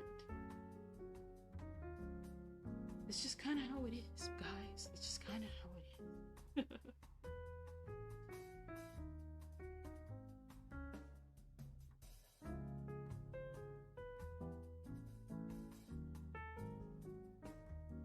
What else? What is it? And, like, I've been, like, looking into people that I want to collab with. I haven't found anybody yet. I've been looking. It seems like this year will definitely be looking up in terms of like me wanting to at least look for people and just stuff coming in. Not a lot of stuff, but stuff coming in. And I'm super excited. What kind of people? There's one person that I'm thinking about, but obviously I want to get to know them first. I won't say who because they're coming out of a controversy, but also they're like 18 plus, so I'm not sure if I want to have them on my channel just yet. Only because you know, like, there's like people, I don't know how to say it right. Obviously I want to be like, obviously you want to be nice to everybody, but like you want to be nice in the way that's like not like you're using them. It'll take a little bit of time, but that person is on my list of people I want to at least consider collabing with, because you never know. You never know who you hit it off with, and you never know who the people like you trust. Some people you never know. What is it like? This semester, I encountered people that I never thought I would ever encounter in my life, and ever have like. I never thought I would ever like find like just meet people like this and have like a blast this semester.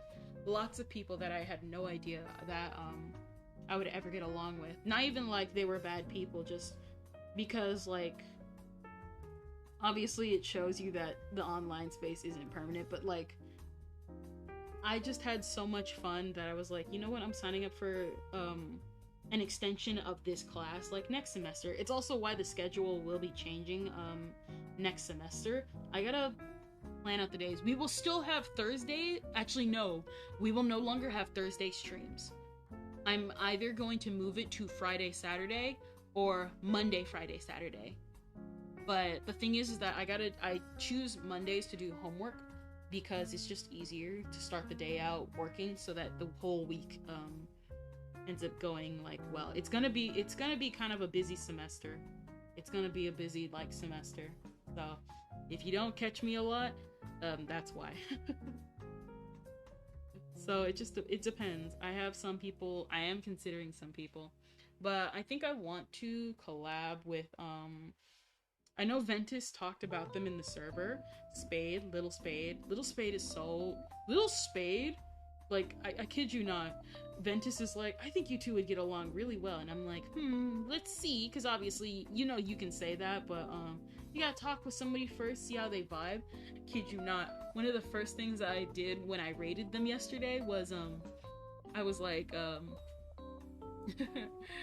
they said there was like hey, what'd you do, what'd you draw? And I was like oh, I drew the unknown girl by, you know, X0 0 X underscore, and they were like, oh, did you see their like latest song? And I was like, yeah, I saw their latest song, and you know, stuff like that. And that hit it off really well. We hit it off pretty well. I was in and out of their stream, kind of like just how I usually do with some streams, because I'm working at the same time. Like I said, I work while I do a lot of work when I'm not streaming, that I constantly have to like do. Even now I'm kind of still working even as I'm streaming. Not the art. If my whole job of streaming was just the art, I would not be here right now. And it just depends. It just depends. But yeah.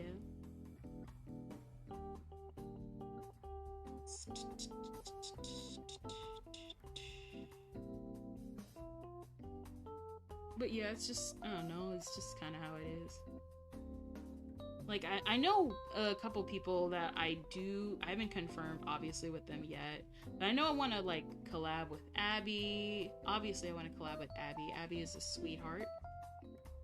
So I want to collab with Abby. Collab with Abby on something. I'm just not sure if, like, my computer can handle it. It's one of the reasons why I have not collabed with anybody. I don't know if my computer can like handle a collab without messing up something. And I'd rather not take the risk of, I don't know, like, I don't know, the stream crashing or something. That would make me upset.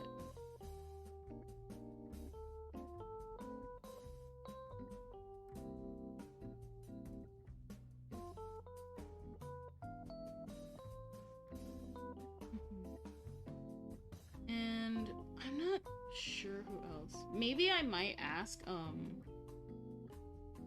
Bessie. Bessie's a very cool VTuber as well. Bessie, she is a cowgirl VTuber. She is hilarious.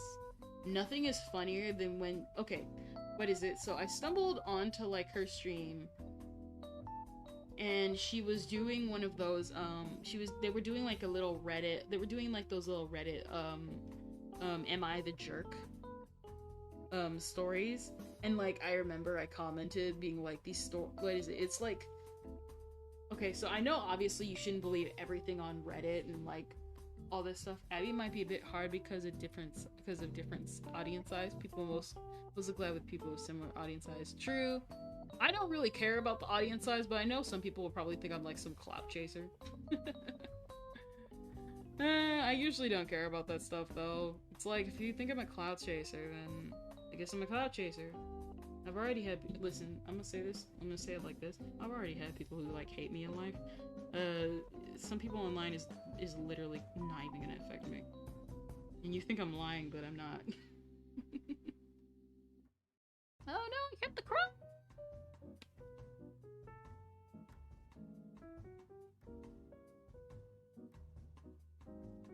I could collab with whoever I want.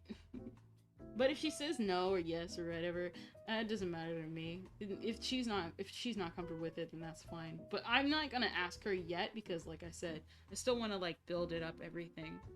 I still want to build up everything, build up my audience, build up everything. I just want it to be like a smooth like collab. If we do ever collab soon, I just wanted to all be a smooth collab. Like a good example would be Little Spade. I think we like. I just like Little Spade's vibe, so I totally would collab with them. One thing I want to do is we probably won't do it on time, though I did pre-order it because you never know. I want to play Return to Dreamland, but one thing I really, really, really, really wish and hope HAL did was I really hope they add online. I am literally begging HAL, please add online. Online play, please. It would make things so much easier to have just online play. Because of just... It just would make everything so much easier if HAL just adds online play to the Return to Dreamland remake. One thing, though, I did love the fact of is, I didn't spoil it for Little Spade, but, like, the final boss, like, it'll kick your butt. It's gonna... I know one thing, because what is it? He said, Little Spade, like, said, that he never finished the boss because he got the game apparently around the same time as, like, I did. At least 2000... I want to say, at least 2000, he got it, I think, in 2010. I got it, like, a year later. And there's, like, this move in the final boss where you flip upside down. I guess, like,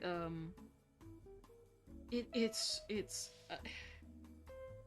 imagine flipping upside down and, like, the child who's playing is like, I don't know how to play! It's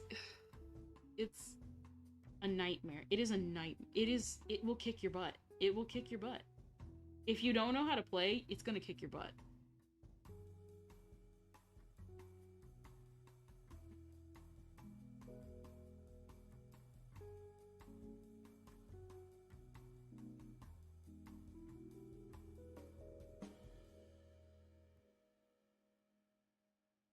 I just know it's gonna kick your butt. I know people are like, what do you mean? And why do you keep saying that? Trust me, if you know what happens, you know. Like I said, late spoiler warning. There's this like, okay, so for those that obviously know Kirby, I'm gonna say Kirby lore, but it's just Kirby media. There's this character named Maglor, and he gets this item called the Master Crown, and he just does a ton of stuff with it. Out of all the modes, I gotta say EX mode is probably like the best if you want like a really good difficulty, but you only get it after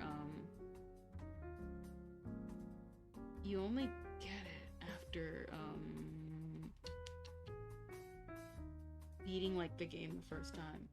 My thing though is I want to play. The reason also kind of why I hope there's online play is because I really want to play with you guys, because Kirby online is so much fun. I mean, not Kirby online. Kirby with friends is so much fun. I wouldn't give. Okay, one of the things that also helps my rating with like Return to Dreamland is the fact that like playing with like friends and family is so much fun. I wouldn't have half of the fun memories I have with the game if it wasn't for the fact that I played with my sister. She and I were raging and having fun so hard with like just all of Return to Dreamland. It's such a fun game. It is such a fun game. I will never deny that. It's just a good game. I like how I'm sketching all this hair out to be somewhat perfect. And I know I have to draw over it.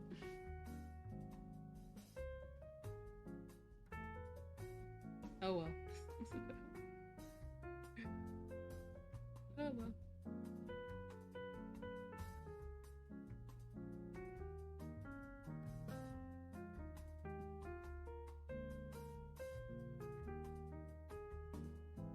But I just really want to play like Return to Dreamland with just people again. It's just a fun game. We've just gotta play it again. Well, mostly me. I've gotta play it again. I know I'm hyping it up, but I genuinely do mean it when I say that I just had a lot of fun with that game. Mostly because like I never really, what is it? I don't even know. Like I said, I had a lot of fun memories with the game. I didn't really have a lot of friends, and me and my sister had just a lot of fun in that game. A lot of fun in that game. A lot of fun with the game, and just how many fun memories we had with it. Not only that, she was Kirby fangirling with me all the way through. Even like now, we still kind of not a lot. She doesn't fangirl a lot about a lot of things anymore regarding like the similar interests we have. But like when we get invested together. Like what I remember, like we like webtoons is like one of the few things we like both share together, but I also know that probably won't last for either her or myself. It just depends on like what happens. It just depends.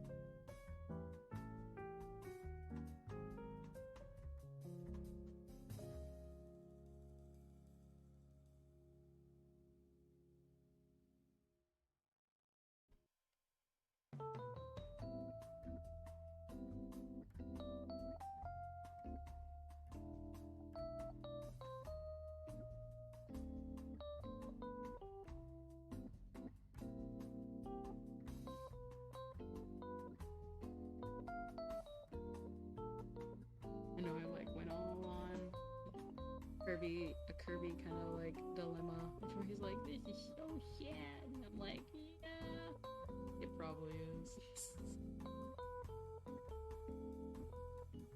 But I do like say in all earnesty, obviously because earnesty is a real word.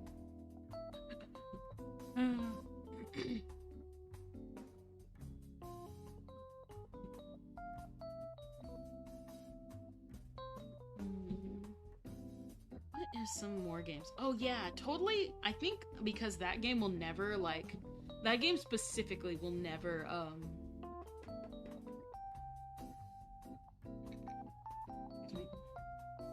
that game probably will never get a re-release because it was a Wii game only and Phineas and Ferb is like over. We're totally playing Across the Second Dimension together. That one was like that was just a really good game. It was just a really good game.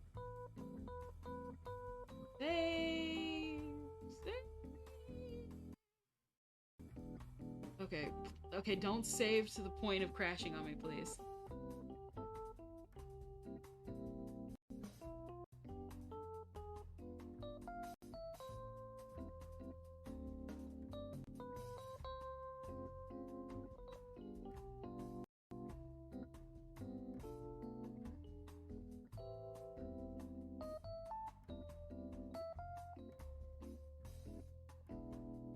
Okay, good.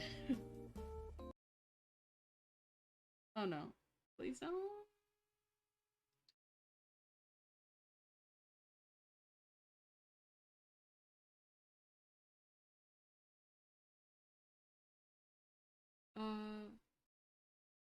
Hold on. Okay, oh no. Please don't crash on me. Don't crash on me. Please don't.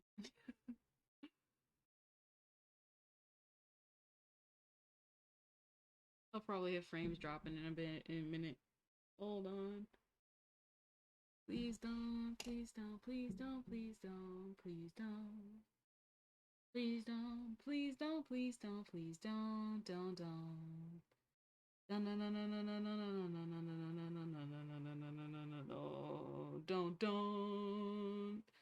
Oh, please don't crash on me. Oh, please, please, please. YouTube crashed.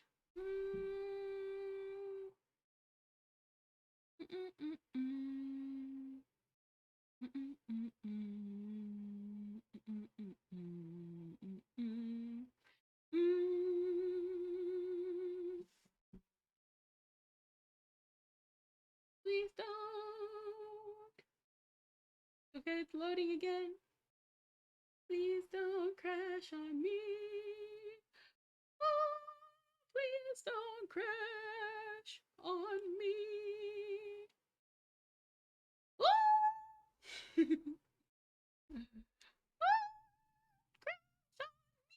That's your first song for you, everybody. Crash on me. Don't crash.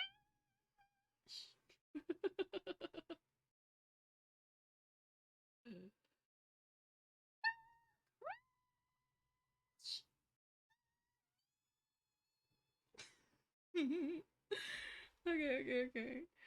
Alright. Okay, it didn't crash. The Don't Crash song worked! It worked! Yeah! Oh, finally, it took all the stuff. How's your new... How's your new computer coming on, by the way? Starting next month, parts won't come in, but we will be building it throughout the semester. I will be building it throughout the semester. I will be building it next semester. I can at least let you guys know about that. Stuff is gonna start coming in next year. And then we can finally like do it. Yay! The reason why I say it's gonna be built throughout the semester is because I know, what is it? We'll probably talk about it like on Discord, but I gotta like get stuff that's gonna like, because this isn't gonna be just a streaming PC. This is gonna be a PC for stuff that I'm planning on doing in the future. So there's gonna be art, there's gonna be streaming, and one thing I don't want to do that I have not started yet, because this semester I've finally got a class which I'm gonna be working super hard in to keep a good grade in, because the teacher, from what I keep seeing reviews of, is not a super good teacher. I'm I'm finally getting taking a computer science class, so I can finally get that out of the way, because that's the only reason why I haven't taken a programming class. Oh man, hopefully the teacher is good, and hopefully I can. I'll just pray that I do well. But so this is gonna be a computer that I'm gonna use for so many things, like I said, art, streaming, gaming, making games, and just other stuff that I want to do in the future. So I want to get stuff that can, like, that's powerful enough to keep the computer going. I see. What code language you learning? What makes video games? JavaScript. I know, like, JavaScript. I know at least C. I don't know like how to program with it, but I know, like, I'm gonna aim for JavaScript. I know I'm gonna aim for maybe not Java.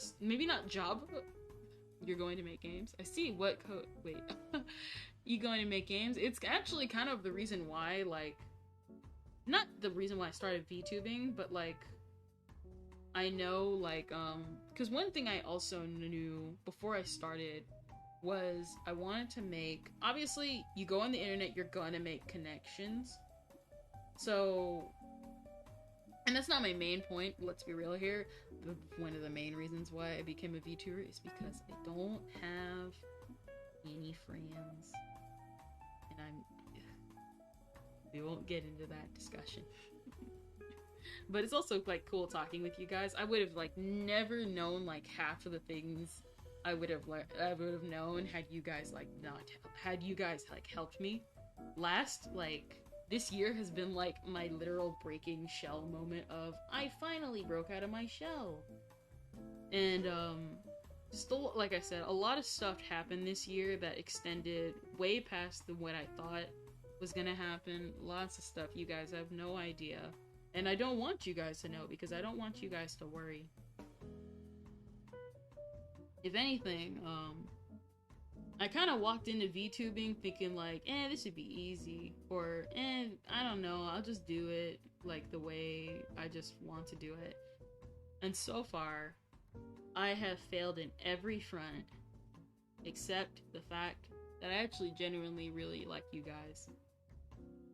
Not in a romantic way. We will never be romantic with each other. If you're thinking about romance, then I'm sorry to have to tell you this. I don't. You will never see me. I will never romance you. I'm not a... Well, technically, actually, I am a visual novel character. But I won't be your visual novel character. No, but, so one of the reasons why I kind of started VTubing, because I know that, like, it'll help me, like, not appear like some random nobody who is just going up to people being like, hey, what kind of games you gonna make? Unity games, Game Maker games, HTML5 games? It's kind of... because I want this game to be kind of a quote-unquote surprise. But I think I can give you one idea for a game. So there's this game, and I know people are gonna be automatically, some people I'm gonna try and post these videos on YouTube again, because I want to post them on YouTube, but I always forget. I know one. So this game, it's called, man, I know some people in the bot are gonna be like, oh, with this again. Lol, parasocial relationships. Listen, bro, the only person who's gonna be parasocial in this relationship is me, because you guys are pretty much my friends. Friends in streaming.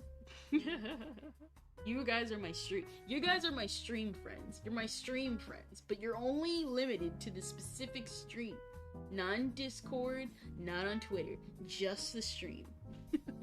I barely talk to the people on like Discord and stuff. I try and talk more, but like then I end up exhausting myself and being like, start a conversation.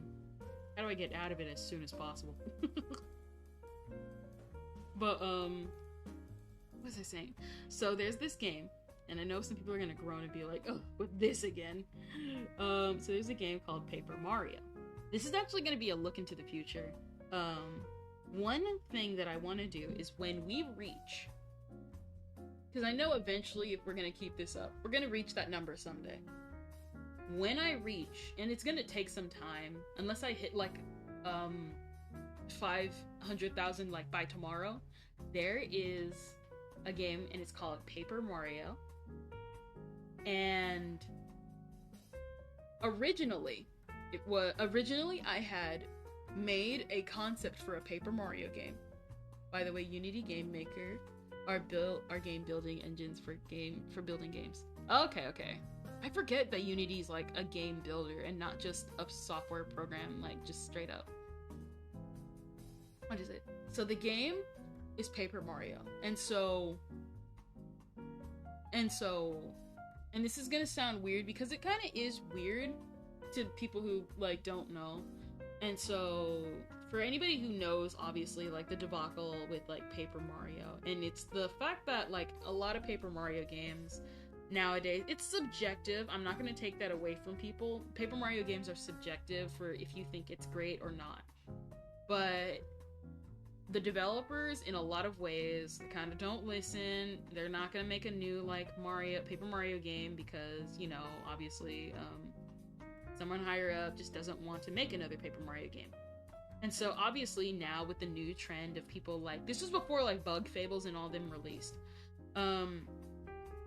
I wanted to make a Paper Mario game as soon as Color Splash came out. And so I got to work on a Paper Mario game.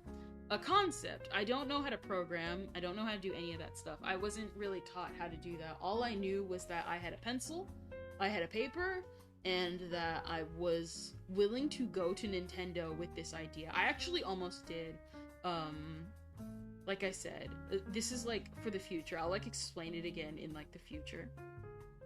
This is gonna, and it's like, I know some people are gonna be like, that's cringe, that's pretty cringe, and it's like, yeah, it was cringe. I was like, what? 16. The little Nintendo in general does not listen. Yeah, they don't. I know like some people are probably gonna be like, that's cringe, and it's like, of course it was cringe. I was like 16. But I was willing to do it. I was willing to still try. I was still willing to try. I'd rather try and be cringe than not try at all and be disappointed with like results. And so what I was willing to do is I was able to make a Paper Mario.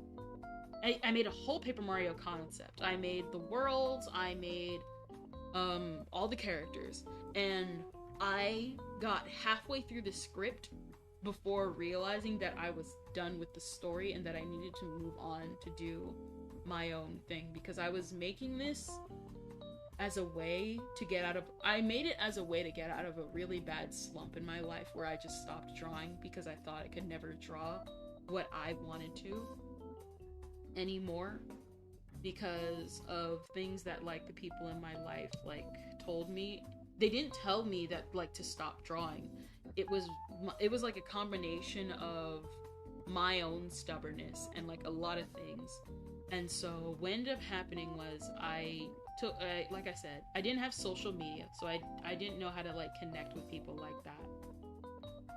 And so what I want to do is I want to make the game I want as like a testing grounds for eventual later games that I want to make. And it'll be cringe. It'll be made specifically for this stream, and we will play that game. We will play this game for the stream eventually one day. Even if it's not out by 500,000 subscribers. Even if we have to wait till 1 million subscribers until it's done. I want this game to be involving of myself, involving of the chat. I want this game to be specifically made for like you guys and myself because it's just an idea I've always had. I still have a lot of the concept art. I want to show you guys, but that would be technical spoilers. But eventually one day I'll reveal what the concept and everything was. Just know that it involves a lot of flowers. And and like I said, now that it's been like, how many years has it been since I stopped making that project? Because the day I ended the project was a few months before my high school graduation, and by that point I was kind of wondering, what do I do with my life? And then I kind of got the idea of taking one of my very first ideas and trying to expand on that, which I thought I needed to get rid of it when I was making that project because it seemed like a lost cause. But then I realized, hey, I think if we do certain things, I think we can actually get around a lot of the quote-unquote issues that I had that I couldn't get around before. And even then, I'm not sure if I can do the idea because it's a specific way, kinda the way it is. Because I would have to like break down the story to be completely different to how I keep imagining how the story should be. It just depends. It just depends. It just depends. But no, like I said, that's a spoiler for Into the Future that I really, really want to do for you guys. Really for myself and for you guys. Now the thing is though, is I gotta change up a lot of it because a lot of it involves Mario characters. It involves a lot of Mario characters. And so I might most likely have to change a lot of them. There are so many references. There were so many references. I was going to... Like what? I was going to reference so much Mario. I was going to cross over so much RPG, a lot of the RPG elements of like even like some of the Mario and Luigi stuff, like a lot, like mostly in characters and in some of the humor. Like I said, I wasn't a really good writer, but it was like what my plan was originally was I was going to I was legitimately going to present this to Nintendo, and I was like gonna give it to Nintendo and it's like, this is the idea that I want to make, can you like guys make it? Because like I said, I was like 16 and I genuinely had like no idea what to like do in life, and I was like, this is like one of the things that'll keep me going. So I kind of just did that until like the end of high school, until like the near end of high school. And then like I said, I have some of the script done now that it's been a couple years, because you know how like you get to that point where you know that you're finished and that you can't go on any further. That's what happened. And so now that it's been some time and I've moved on, I think if I wanted to, I can continue to finish that script. And maybe we'll never, and like I said, I've moved on to things. I'm obviously not going to present it to Nintendo because I'm pretty sure they would, like, shoot me out of the office. Being like, that's nice, dear.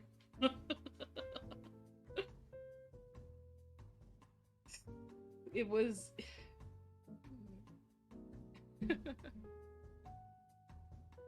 Like I said, it was an idea that I had, and it's cute. I look back at myself, who's, like, 16, who just really wanted to try something. And then I did. And then eventually we're here now. I never thought I would make it to this part. I never thought I would be streaming. I remember I told myself I'm never gonna stream because YouTube and Twitch suck. And they do suck, but I'm still here.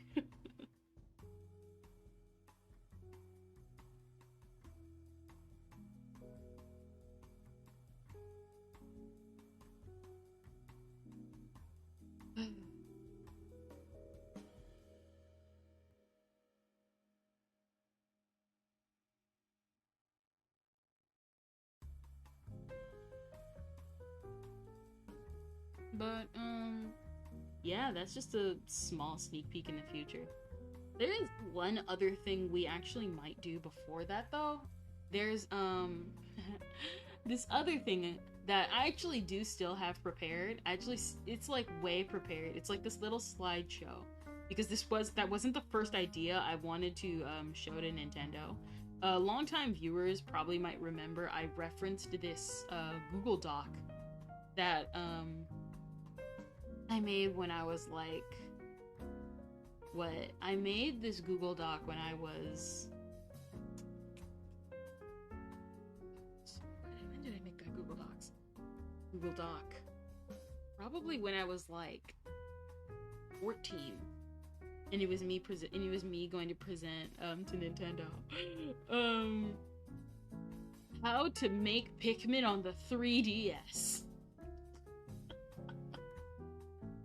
And you're like, how would you make Pikmin on the 3DS? No, my dear viewer.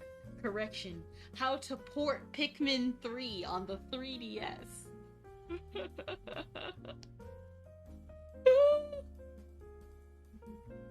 Oh, man. Yeah, I was not a smart kid. I was like, I will try anything. So, obviously, as you could probably see, it was a video, it was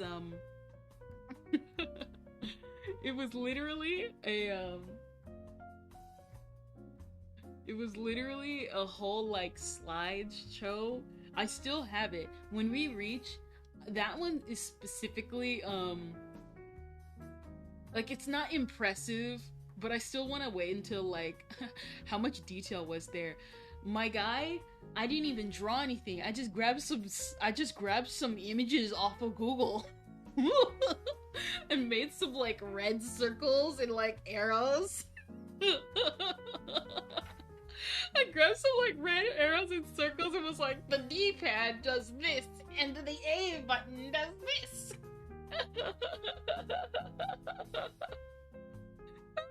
I even, like, was willing, cause the reason why I made it, was because at the time, Chugga Conroy, he's, like, one of the, like, he's, like, one of, like, the longest Nintendo YouTubers that's, like, been, like, running. He had just finished his Let's Play of Pikmin 3, and that's what sparked the idea. And I was like, and by that point, I was only able to consume Pikmin through the videos because I did not know how to get Pikmin 2, because I knew Pikmin 2 was for the Wii, but I did not know how to get my hands on it. Obviously, Pikmin 1 was on the store, but I didn't know how to use the store. I didn't know, like, I only knew how to search up Let's Plays in anime. I didn't know how to, like, search up, how do I play Pikmin 1 on the, store, or buy a GameCube and stuff like that. And and, like, Pikmin 3, like, was on the Wii U, and nobody was buying the Wii U. Now I have Pikmin, like, on the Switch, and it's just as fun as I thought it would be. In fact, my sister loves it, and she, like, thought the Pikmin were, like, hideous. She thought the Pikmin were so ugly. I mean, they kinda are, but, like, not that ugly.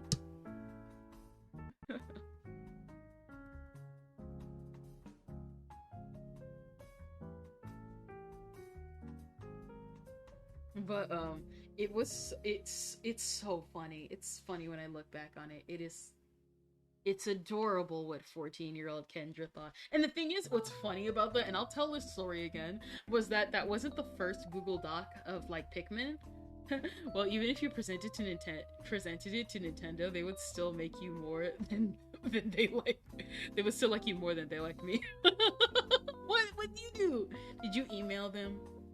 I'm pretty sure one of the things that, like, I was like super terrified about, because, like I said, I was genuinely like, I'm gonna go work for Nintendo and I'm gonna be like a director and stuff like that, because I wanted to direct the game and I wanted to be, like, involved in, like, directing, because that's what I thought kind of, like, game development and all that stuff was, because, like, I wanted to be involved. There's no point in being a higher up if you're not involved, and that's what I really want to do. It's hard work, it's all hard work, but, like, it's hard work that's worth it, at least to me. It's all worth it in the end, as long as you, like, As long as you like do it. I met a Nintendo rep once. I angered him in less than 5 minutes. At least they don't remember your face. That's the one saving grace. They don't remember your face.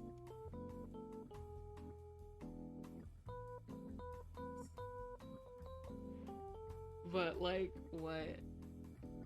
Oh man, I was like I had so many like, it wasn't even like the first like Google Doc, because what happened was that at the time I had a Google account, and it was the school Google account. So this was back when like teachers were like introducing kids to Google Docs, and this was like 2000, like, so before I got like really into Nintendo and stuff. Like back then, they had a Google, they would like introduce kids to like Google Docs and like the editing and the sharing and stuff like that. And what happened was, because I was no longer enrolled into the school district, I didn't know this, but what happened was that they ended up wiping out my entire they wiped my entire like they wiped my entire email. So my original if you can even call it proposal, was completely wiped off just the face of the earth. And I was so devastated, because they don't like when you demonstrate to them in detail how to hack their game and make it look easy, and tell them and make them look unintelligent. Did you know that you can hack your 3DS? It's very easy. Very easy. Barely broke a sweat. I love that meme. Music Boy is the originator of that meme. He's the living embodiment of it. Oh man. What ended up happening? So yeah, like it just got wiped off the face of the earth. Actually, if you don't mind, I actually don't mind describing this level. Pretty sure I may be blacklisted from working at Nintendo. Nah, they didn't get your face. Therefore, you got a chance. You have a chance, bro. You have a chance. At least a small one, a small sliver. As long as they don't have your face, you're solid.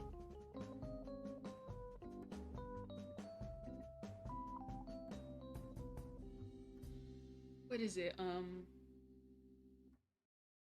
I actually wanted to, if you don't mind, I want to describe one of the Paper Mario levels that I created. So, because this is a really cool, like, thing. I know somebody might, like, steal the idea, but, like, I don't care.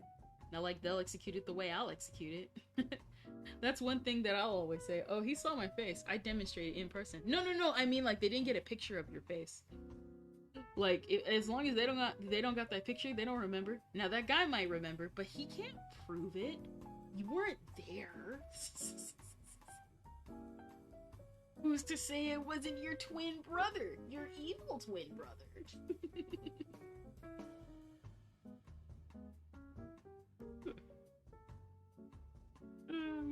What is it? So, I won't, like I said, I won't go into too much detail about the plot, because even then I was still kind of figuring that out.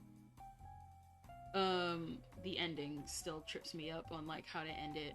Well, he has my name too. Dang. What? There are, like, thousands of people with your name.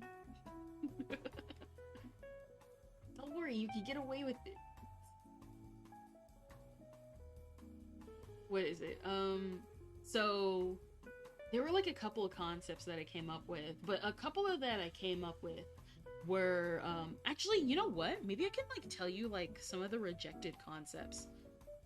A couple of the rejected concepts were, a Children of the Corn style level, where, like, all the children in the town are, like, possessed. How should I put this? It would have been Children of the Corn style from someone who clearly who clearly has and never watched Children of the Corn.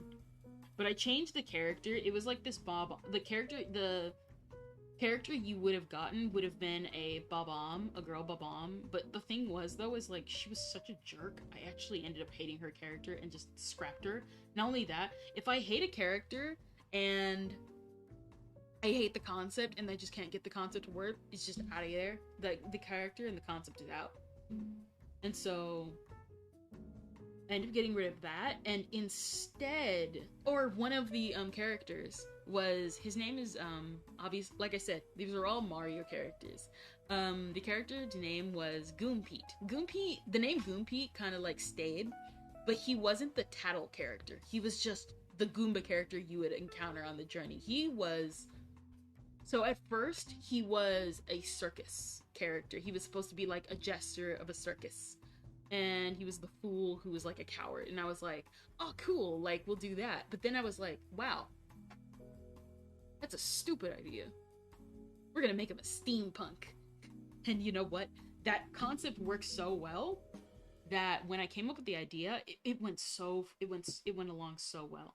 So what ended up happening was the concept was, it was like this bottle, and it was just a town inside a bottle, but the bottle contained like a steampunk town in it, and pirates and like so like cool stuff in it.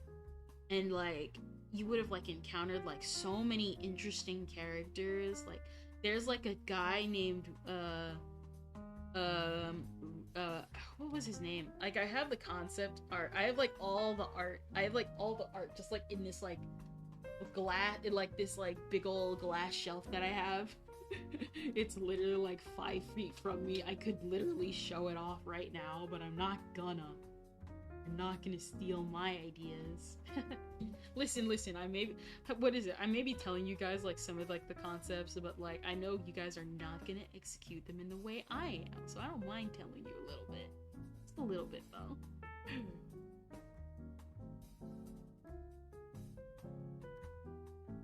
Just and then there's like, it would have been like there would have been this pirate, like what is it, like there's a pirate that I made. Her name was Captain Jessica James, and she would have been a sea monster. So obviously pretty sea monster, because little Kendra was like, make the character pretty and keep them pretty. If it was a female character, because, well, pretty characters are fun to draw. That's pretty much it. Pretty characters are fun to draw. As you can clearly see, that sentiment has not gone away from little Kendra at all, because big Kendra still draws pretty characters, and mostly pretty characters. And I won't say what the gimmick of the new game would be, other than that the stage would have been 3 dimensions. And I was very proud of that concept. I was very, very proud of that concept, because it felt a lot different than like what usual Paper Mario would do, and it would have added a lot more gameplay to it. And like I said, I won't say too much about what the 3-dimensional stage is, but just know that I was like really, to say I was proud of it is like the understatement of the century. I think you guys, if I would have ever like went to Nintendo and did that, you guys, I would be in the news. I would probably be like, people would be like, who came up with this idea? And that, like, you know those like shoujo romance scenes where it's like, who is this glorious figure that bestowed upon us this idea? And it was like, ha ha, I was the one who did it, and everybody's like praising me. I had like thoughts like that when I was like younger. I was like, people are going to praise me for my ideas and not think they're lame. Yay! Oh man. Little Kendra had dreams. Little Kendra had like a ton of dreams. I still definitely think if we want, like I said, if we continue to keep it up, I think like I said, when we reach that point where I know how to program, at least develop programming, that is probably one of the first, like, legitimate games that I will make. And then in the Discord server, I'll probably give, like, a couple of you guys a test run. I know I can't keep it a secret forever, because if I genuinely do that, I know somebody's probably gonna leak it online, because that's just kind of how the internet works. It's kind of dumb to think the internet won't do that, because it's the internet. It's the internet. What can you do? You can't save anything on the internet anymore.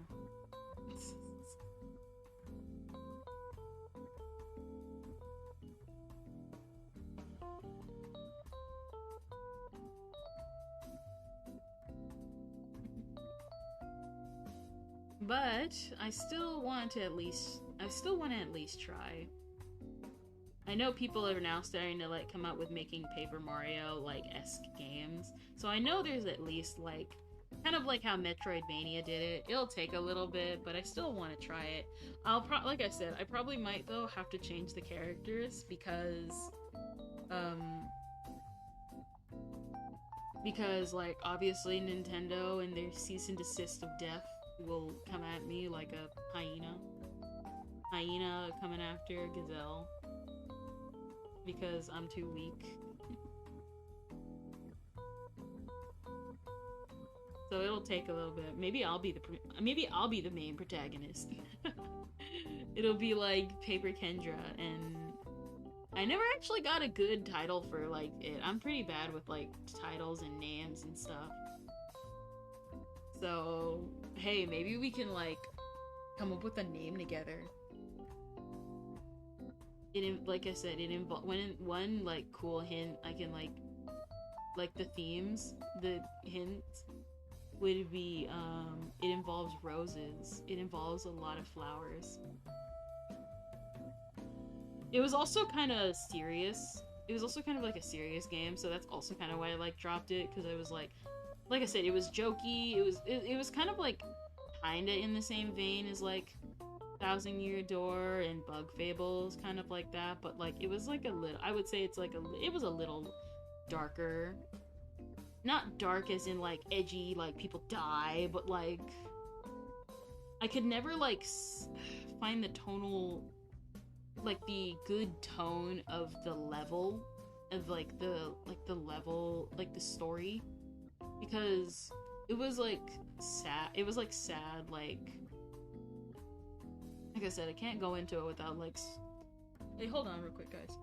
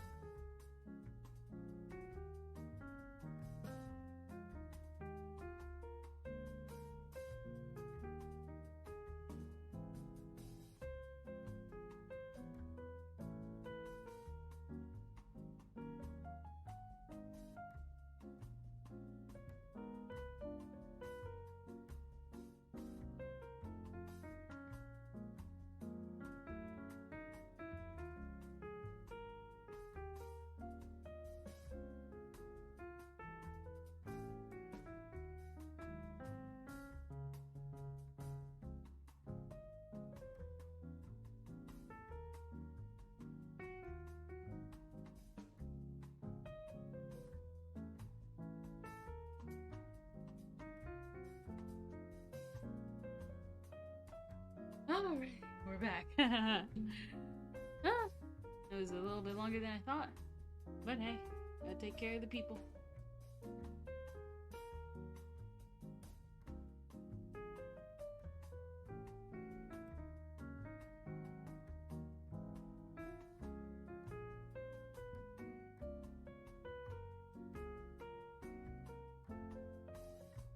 What was I saying? Yeah, pretty much, yeah.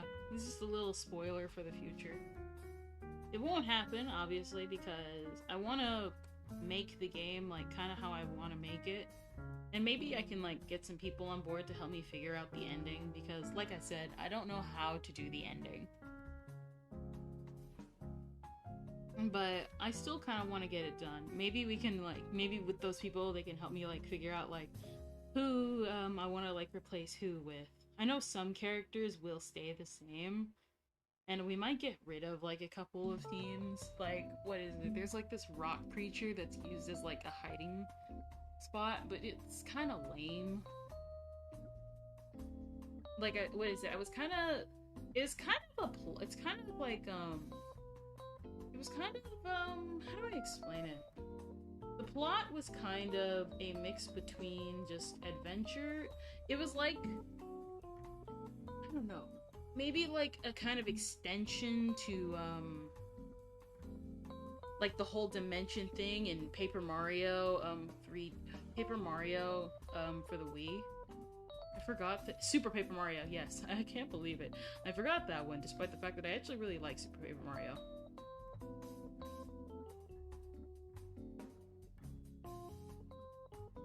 I remember when people were like, don't like Super Paper Mario, and I was like, I like Super Paper... What is it? Super Paper Mario is actually what helped me discover Paper Mario.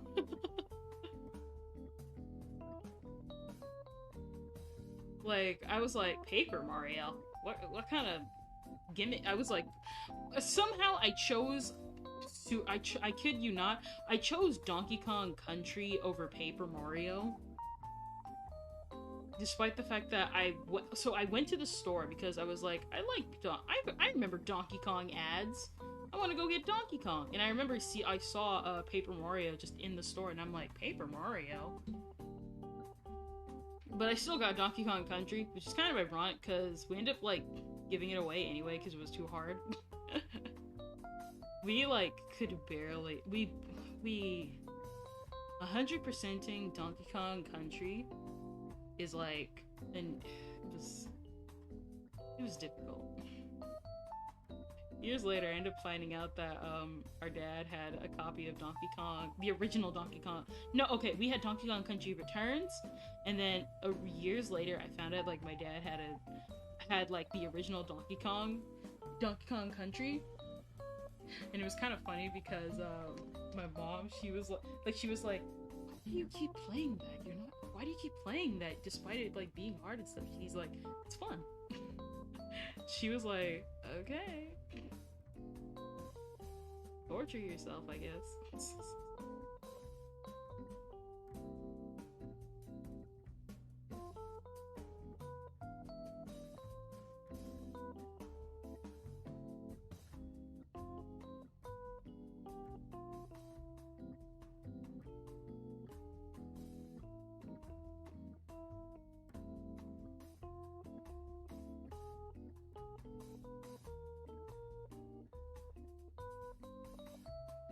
But we're totally, what is it? Maybe like a random, maybe like, if we can't do Kirby's Return to Dreamland online, maybe we can like do Kirby's Epic Yarn. It's only 2-player, but it's still a fun experience. Maybe I can scream at you to move forward, chat. Chat! Move forward. Stop going over there. It's definitely gonna be a fun thing we're totally gonna have to go through with you guys. I'm so gonna suffer with you guys. The difference is I'm the pro and I'm going to be Kirby because making you guys Kirby is gonna be a nightmare. Why would I ever make you guys Kirby? That would be a mistake.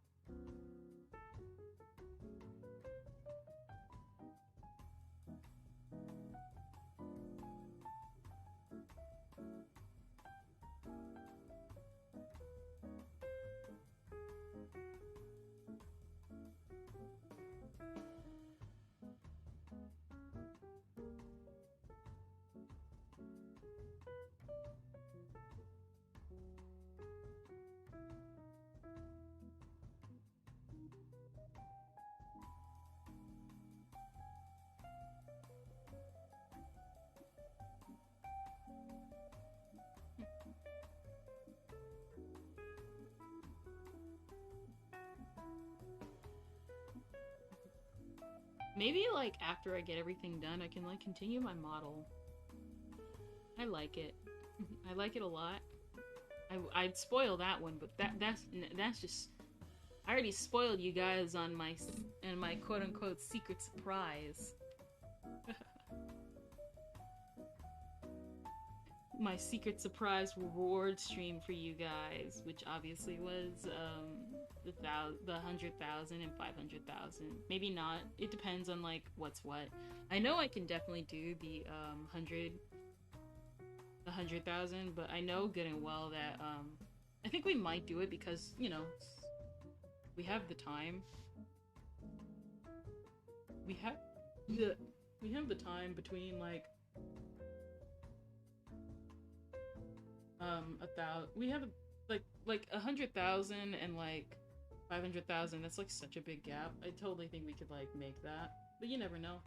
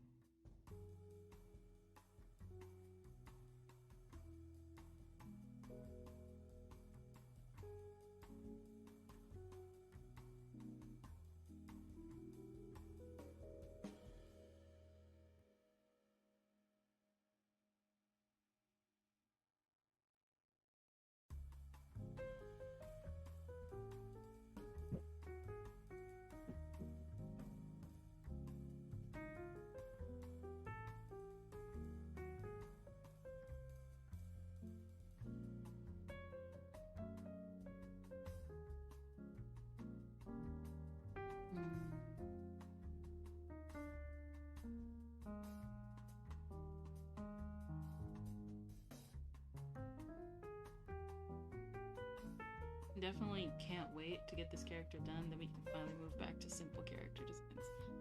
For the most part. If you're wondering why, it's for this project I'm doing. So, one thing I know is gonna happen is this semester is gonna be busy for a number of reasons. And that's because I won't reveal what it is. But once everything is said and done with, and then we'll have all the summer to ourselves, I will get stuff done, and then maybe the following year I'll release everything.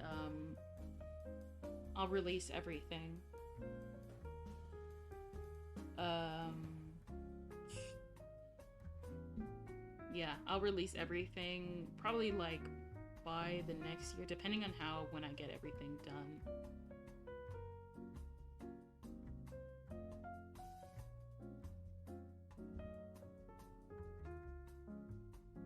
It depends.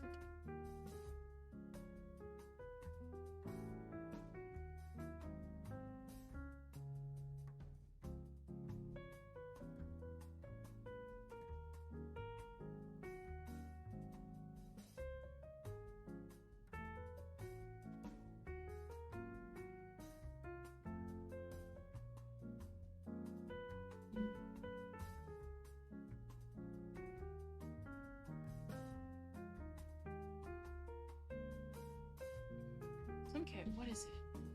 I was like thinking of some characters. What was I thinking earlier? Oh yeah, we might do like Veruca. I know some people have been like doing like fan art of like the Tim Burton Willy Wonka. I saw a really, really good one. And I don't remember who made it, but it was really cool. We're not gonna get back on that rant again. I will say that. I can promise you. But like I said, I do love that movie. It's nostalgia, but I love even being critical of the things I'm nostalgic about because it's just so much fun to like find new stuff about it. Either find stuff that's like, hey, that actually either that point doesn't stand, or hey, that point you made actually is really cool and I actually want to know more.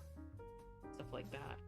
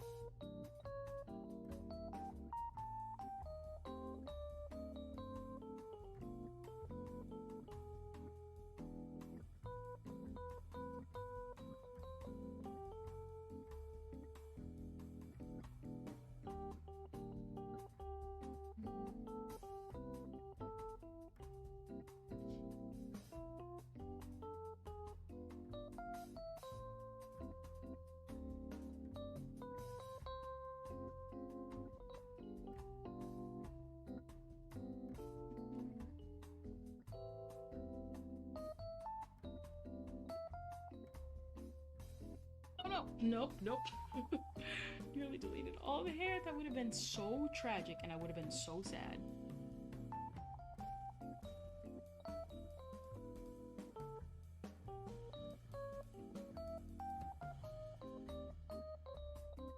Also, I went back and I like looked at my I wonder if that'll ever hold up. I went back to my like 100 follower like special and I was like, huh, I said like a ton of stuff. I talked a lot. And I like went back and like one of the parts I just, because I like randomly scrolled through it, and one of the parts I landed on was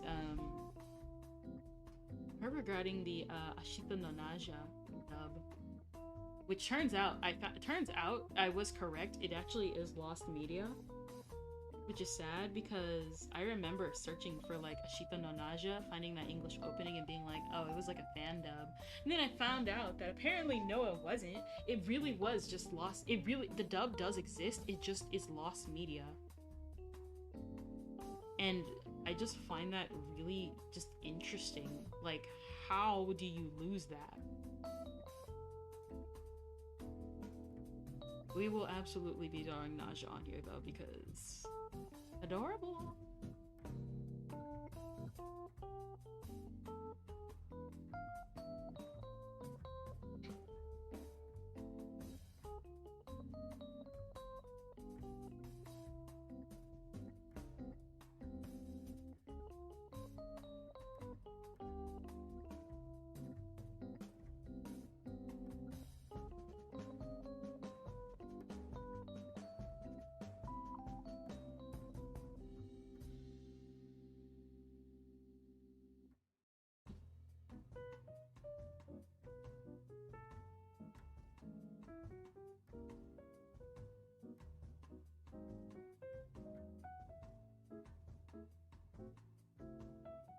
Maybe one day. I think I really actually don't mind if we like. I think if I wanted to, maybe we can like watch the Ashita no Naja dub. Not dub. Just watch Ashita no Naja because I really actually, because I've always wanted to watch it. It's just I've never picked it up because back then I was like a super dub purist because I really want to like enjoy anime in English because well, don't understand. You don't understand the dub. I mean, you do understand the dub more than you understand the sub because, well, dub. And, you know, all that stuff. Some dubs are good, some dubs are bad. It just depends on, like, the dub you, like, pick up. Like, a good example, I personally think, obviously everybody can agree, stuff like Full Metal Alchemist, like Full Metal Alchemist, was the do-da-da-da dub good? I don't know. I know Bakano had a really good dub. Just there were a lot of good dubs. Even the Lucky Star dub was really, really good. Patricia might not be everybody's taste, but jury's out on her.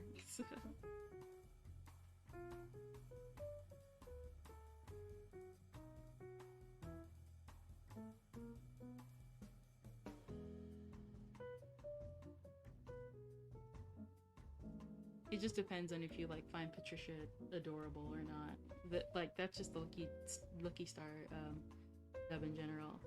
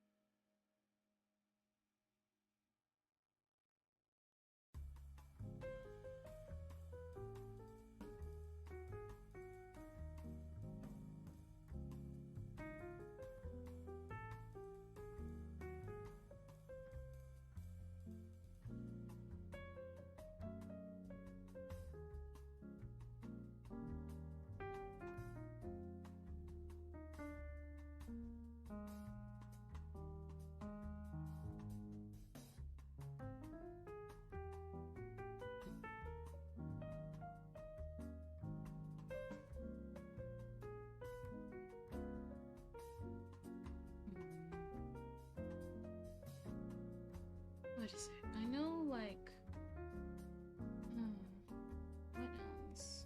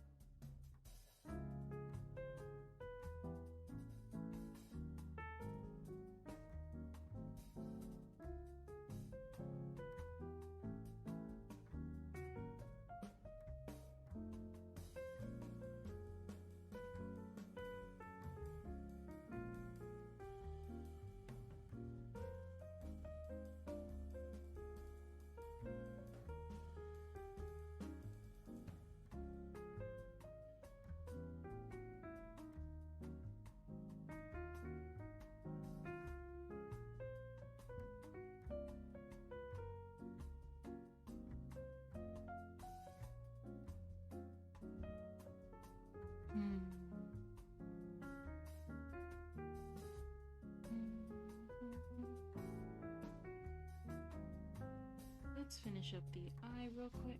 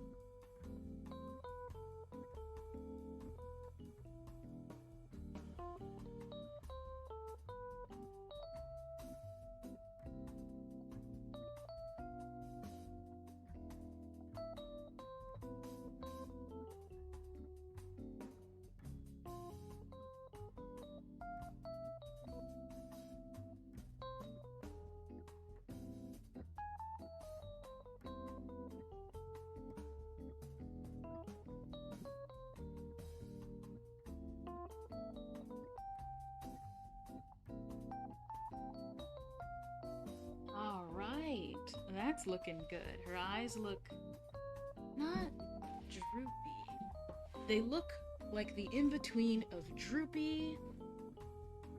That's perfect. The in-between of droopy, but wide enough to still kind of match up with everyone else.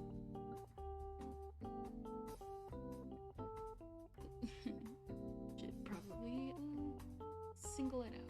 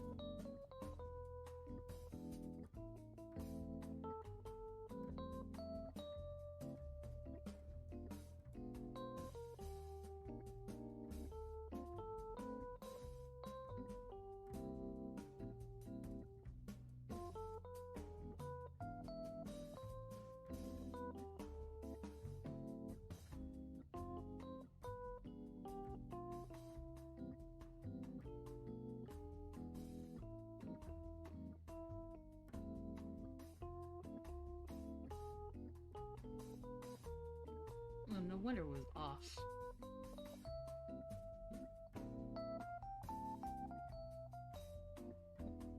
The other eye's fine, it's just this one.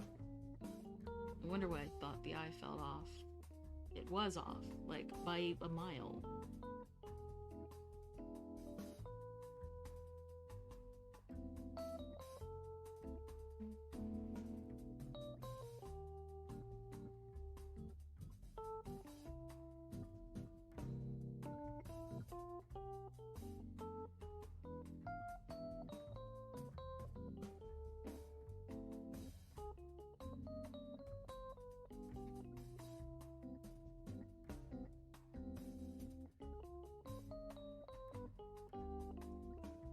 Nope, nope, nope.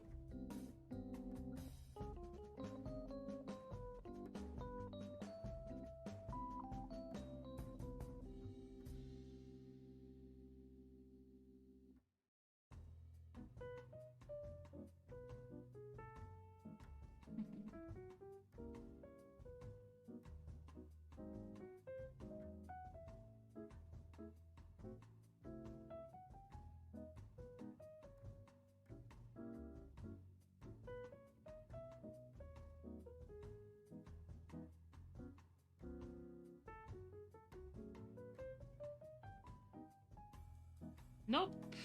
Get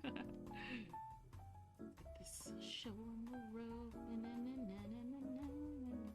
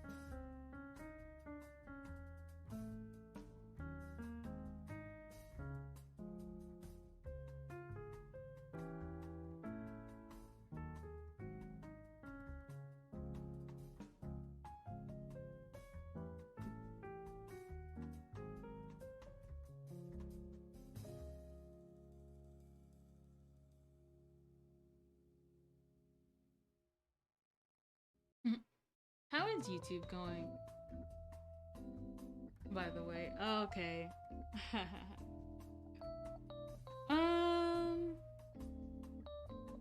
Not good. I keep wanting to upload stuff to the channel, but like, I always end up either, like I said, I talked about it last time, I'm not sure. I don't think you were here when I like mentioned it.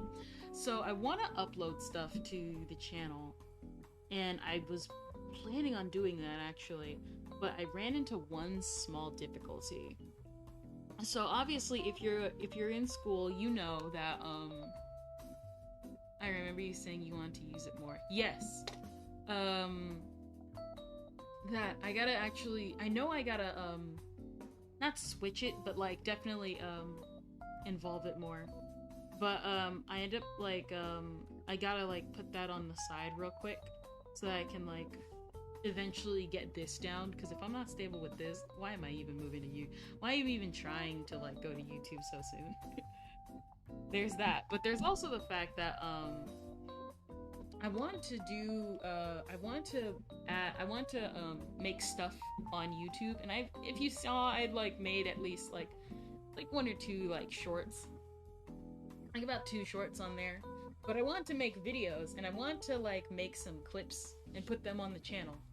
And for those that know, sometimes depending on the school you go to, they'll provide you stuff like Adobe Audition, and I had Adobe Audition.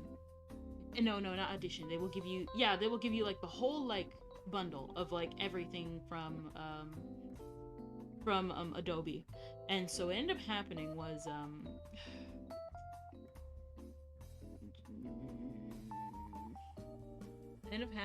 that I used Adobe Premiere. It was not too hard, but I was, you know, you could tell I wasn't getting the hang of it. I was getting the hang of it. Not too good, not too bad. So when I went to go save the video, the whole system crashed. Not only that, it still saved it, but it happened again when I tried to save it again.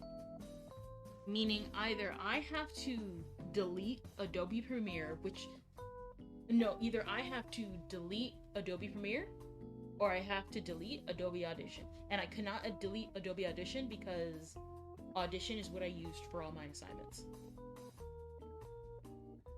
And yeah. So until we upgrade, I genuinely can't, well actually I can't do anything too big on this PC. It was an attempt. It was an attempt.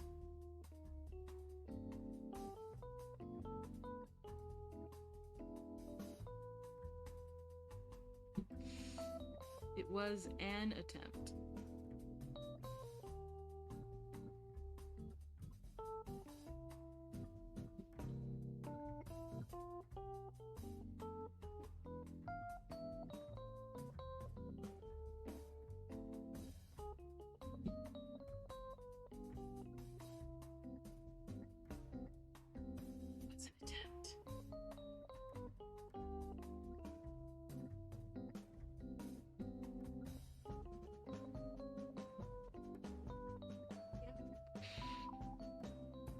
I tried. Like I said, it was an attempt. But that doesn't mean that I won't try again in the future. Like I said, I'm gonna try and keep myself stable on here. And then eventually, when we have like the time, I'll move it to YouTube. Not completely, but it's good to, like I said, I remember I told this advice to one person. Get ready for Twitch, and then if you want to switch over to YouTube, stream back and forth on YouTube just so that you have a backup plan for either. Because if it doesn't work out on YouTube, then you still got Twitch.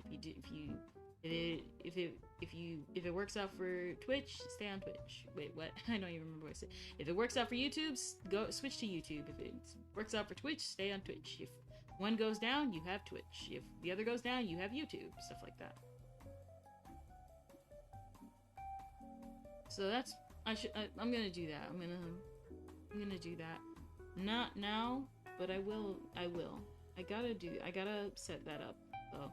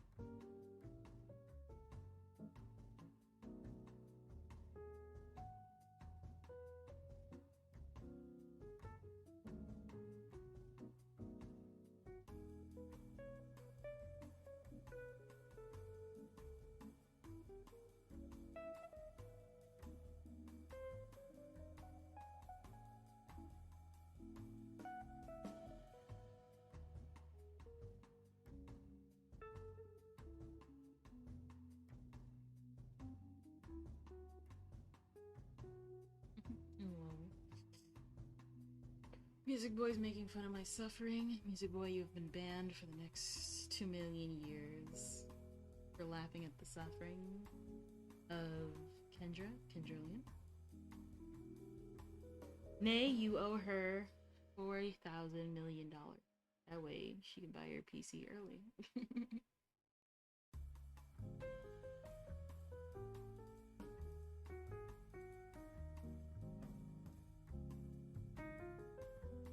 Eyes start matching up, please.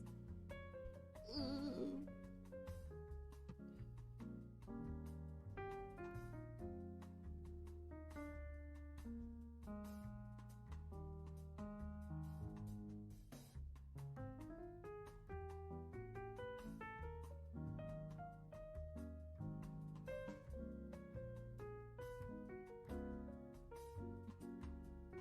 I laugh at all streamers suffering.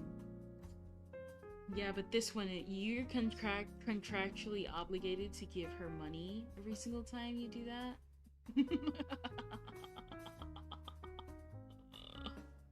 Every time you laugh at my suffering, give me money. That's how it works, right? Well, it works in my world.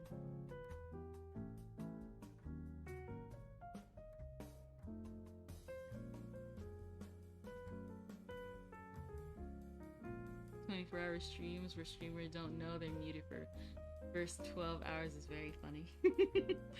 Now that I can agree with.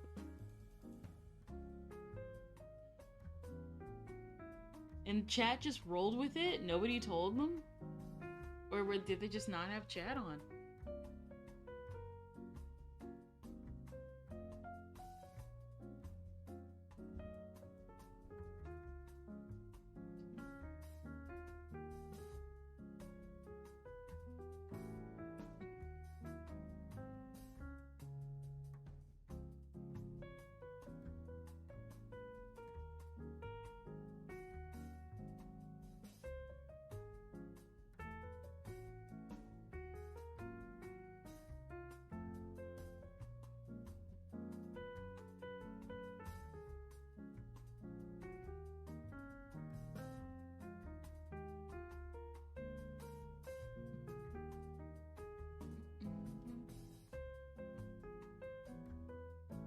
Partly chat hiding it, partly it was IRL stream, so they can't always look at chat.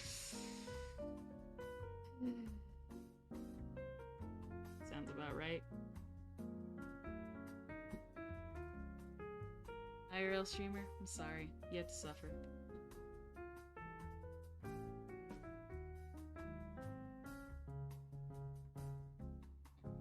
These eyes.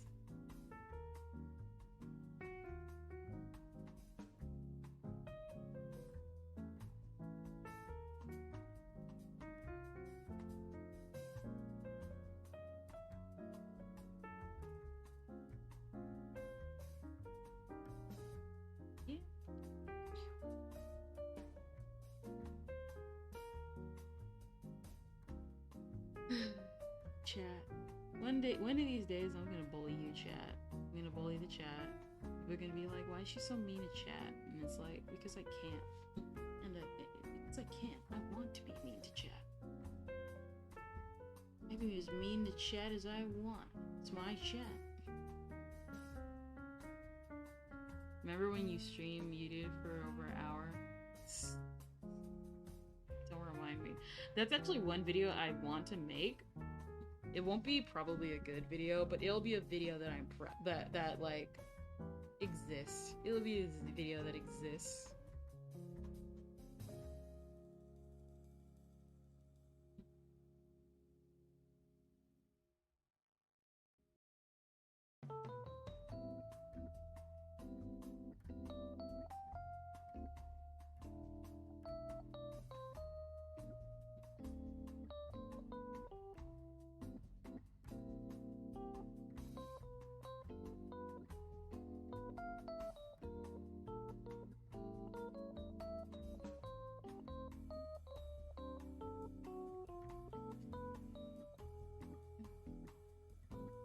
What is it? What the good thing is that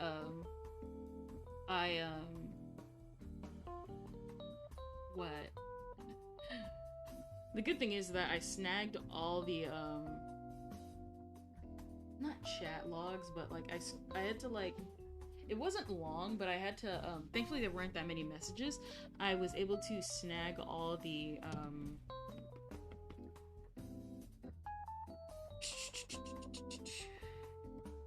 and if you make a thing of being mean to chat, some people will join just for you to be mean to them. Some people are like that. Dang. Suck it up, phonies!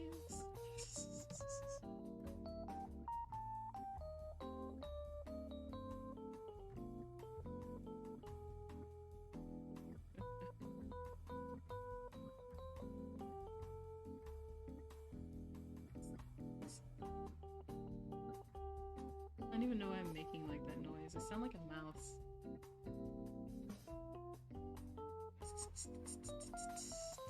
Okay, I think so.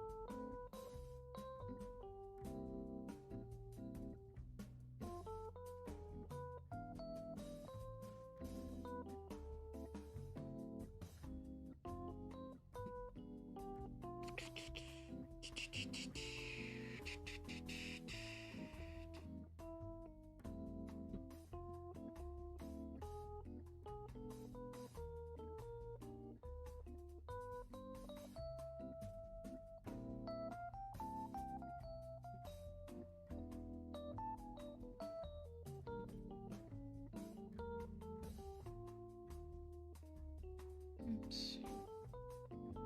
What is it? You just reminded me, like, it took a little bit, but I got reminded of that one streamer who, like, everybody's like, she's so mean, and her entire chat is like, I know. She was, like, one of the first, like, indie VTubers I had, like, seen. Like, she flat out was like, chat, give me your money. She was just flat honest. She was like, chat, I'm gonna be honest with you. I like it when you pay me. Please give me my money. And everybody's like, she's so un-idol-like. The chat's like, I know!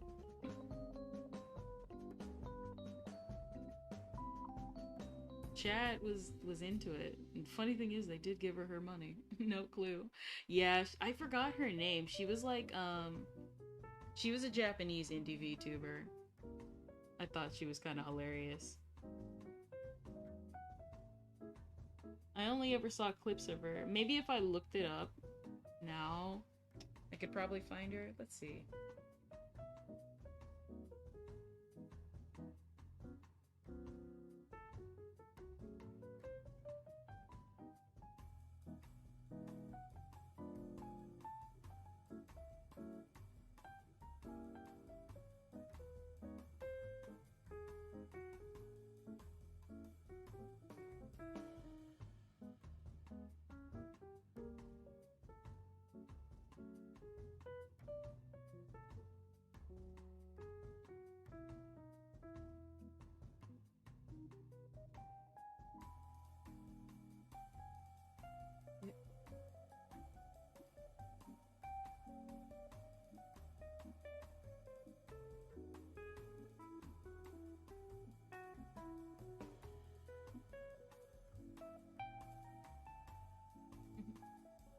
Hey, would have joined earlier, but just woke up from a nap. Hey, you've only got like 30 minutes left, bro.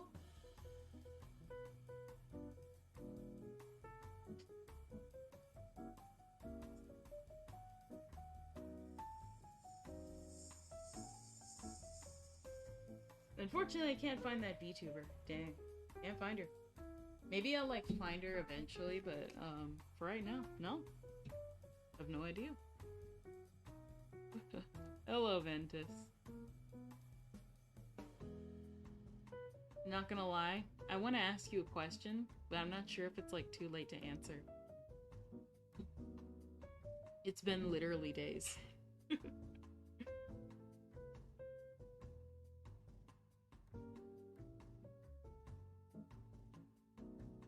I'm kind of still curious. And the curious are curiouser. What is it? So, a while ago, you said that your mom and you used to bake. I wanted to know, what did you guys bake? You had, like, came in just as I had to, like, leave out last time, and while we have 30 minutes, I wanted to ask. Also, that song. I wasn't really into it earlier, but I definitely see where you're coming from. Definitely cinematic and dynamic.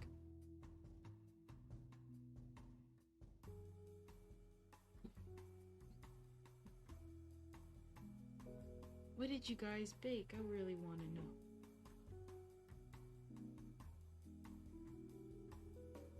Hold on real quick.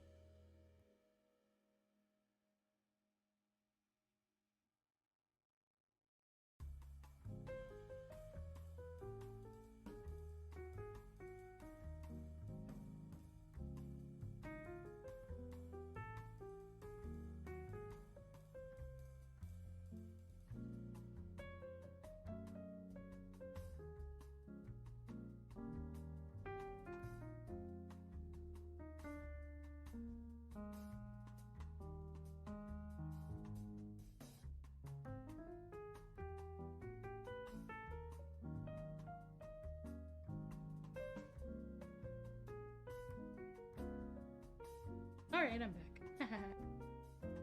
I had to drop down some keys. That's how it goes.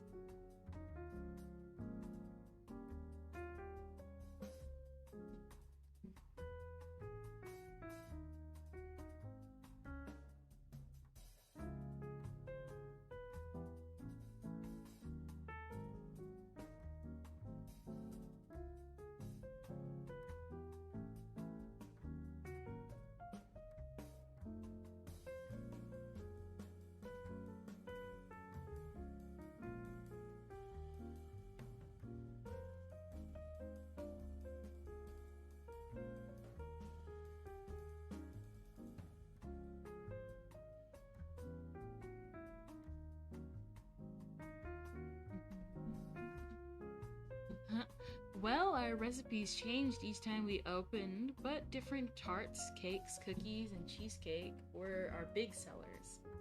Ah, that makes a lot of sense. Did you perhaps work in the cheesecake factory? Kidding, obviously, but that's really cool. What was your favorite to bake?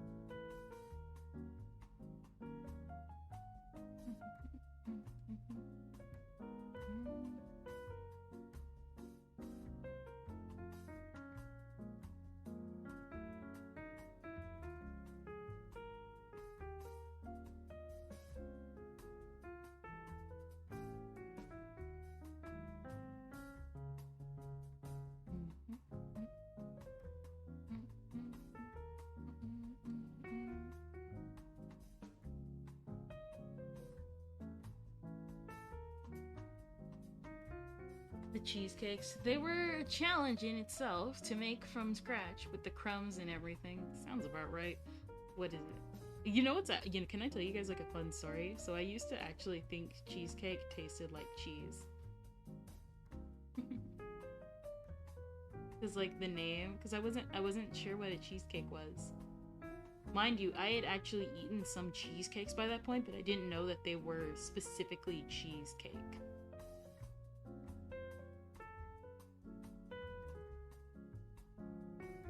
It was something. Like I didn't know like I actually genuinely mean that. Like I think I didn't find out until I was like at least 15, 16. At least like in my later years. I was special. I was special. I was a special person. So I knew you were gonna say cheesecake. You look like a cheesecake kind of person. And that's a good thing, because that means there's more cheesecake makers in the world. I specifically like chocolate cheesecake. At least I think so. It depends. Like, I'm a vanilla person. I like vanilla, I like chocolate. The only thing I won't eat is strawberry. Mostly because I don't like strawberries. I don't like a lot of fruit. I was such a picky eater. Like, what is it? Pretty much all my pretty much like the fruits that I will eat are the ones I choose to eat. Like, for a very long time, I didn't eat pineapple until I chose to eat pineapple. And that was like, by that point, I'm pretty sure I had not eaten pineapple for like, what? Since I was born, pretty much. Up until like, probably like 3rd grade by that point. It took a long time. It took a long, long time for me to actually like pick a pineapple up and like, pineapple tastes pretty good.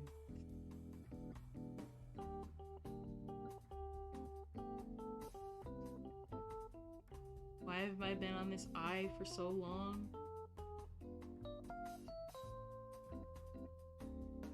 I don't know. Self Kendra, I don't know.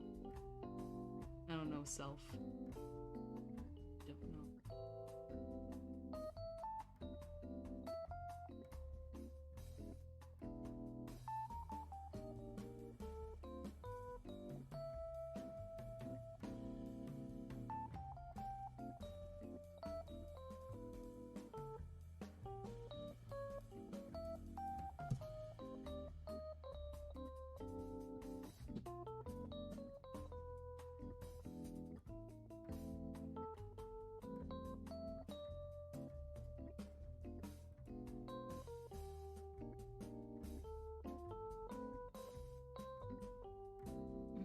Did you remember Rin and Len's birthday was recently? Oh yeah, okay, so I didn't know. I don't really keep up with the Vocaloid birthdays. I still keep thinking Miku's 10th anniversary is like a couple years away. I'm not joking about that, by the way. I genuinely do mean it. But, oh yeah, I was seeing like all over like Rin and Len like happy birthdays and stuff like that. I don't usually do the whole like character birthday thing, but it's still like so cool seeing it.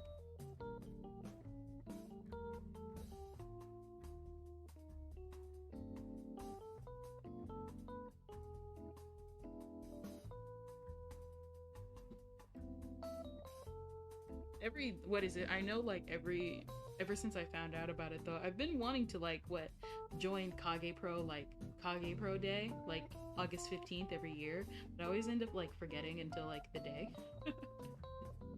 Like, I know I forgot this year. Like, I just completely forgot this year. And, last year I remembered, but I didn't know if I wanted to do art on time. I think maybe, next year. I was actually thinking about it, but I wasn't sure if I wanted to. Maybe, like, next year, Or maybe like just sometime this year, I want to draw like a little chibi of Ayano, because out of everyone I do, Ayano was like the one. Okay, actually that's not true. Or maybe it was. I think Ayano was. No, yes. So I remember. I gotta tell you guys a story. So how I was introduced to Kage Pro was, funnily enough, not because of Kage Pro. Like anybody, like obviously I've told you my early years wasn't allowed to make an account, so I just had to rely on YouTube and recommendations and stuff like that to take me like wherever. And so one day I was watching this channel. This channel is called Anime America. They're one of like the older like top 10 channels. They're like one of the older top 10 channels out there for anime. And review and just like a group reviews and stuff like that. And what ended up happening was oh, I remember that channel. Yeah, Robin's mostly in charge of the channel, like from like what I can tell. A lot of everybody like left. I miss Megan. I found Shannon's channel at one point, and then all of a sudden it like disappeared. And I was like actually upset. She like, I keep trying to like find her Powerpuff Girl Z review, but like she was in, then she was out. And so I remember when like, I think that was like the first time YouTube had implemented like recommendations on like a mass scale, because I remember getting recommended their video left and right, and then enjoying their channels afterwards after that. But what ended up happening was it was a Halloween special, and like I said, I don't celebrate Halloween, and I don't really like do the whole like Halloween thing, but for Anime America, because like I said, they were the only source of anime, and I was just obsessed with it by that point, hyper focused by that point, that I just wanted to consume like anime everything, because like they were my only source of anime, and my like my quote-unquote introduction to anime. Like they were like my like first anime like review, like just anime channel. So every now and then I still kind of peek back into there, because Robin is still like a really good entertainer. She's really good. But back on topic. And well, speaking of Robin, actually, Robin was wearing a specific costume that year, and what happened was that her friends joked and was like every year I think she wore a Sailor Moon outfit for Halloween, and her friends were like, come on guys, they were like, Robin, change your clothes, and she's like, no, I like Sailor Moon, because Robin's a Sailor Moon fan. And they were like, Robin, and see, she changed her clothes, but the character I didn't recognize, and they had the character specifically had a white shirt, little hair clips, and a red muffler. And obviously you can tell which character that was. And what happened was the fact that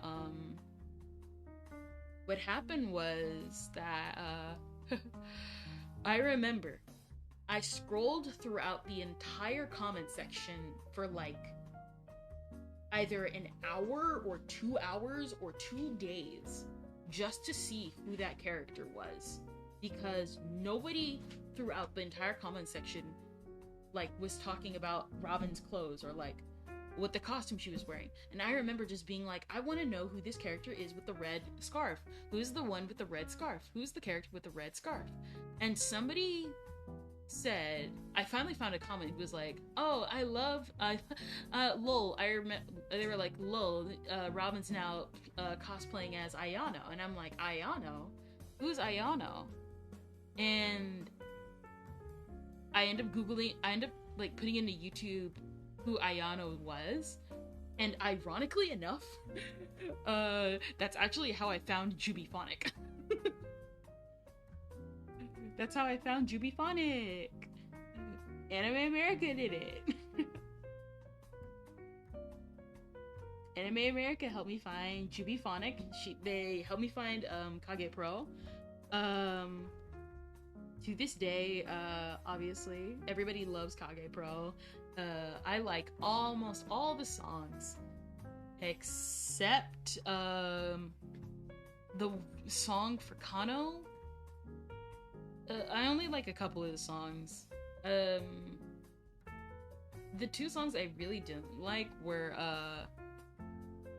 the one with the cat-eyed guy. I forgot his name. I'm pretty sure it's Kano. And Momo. I actually kind of hated her song. I know it was her trying to cheer Hibiki up, but I didn't like it. I was like, I know you're trying to cheer him up, and this is a really sweet story, but man, your song is kind of bad. I know it's like obviously not actually bad, but like to me,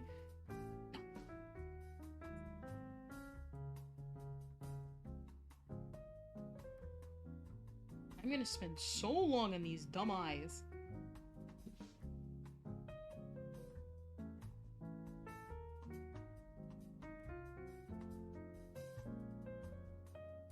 Okay, we're finally reaching the end of this thing.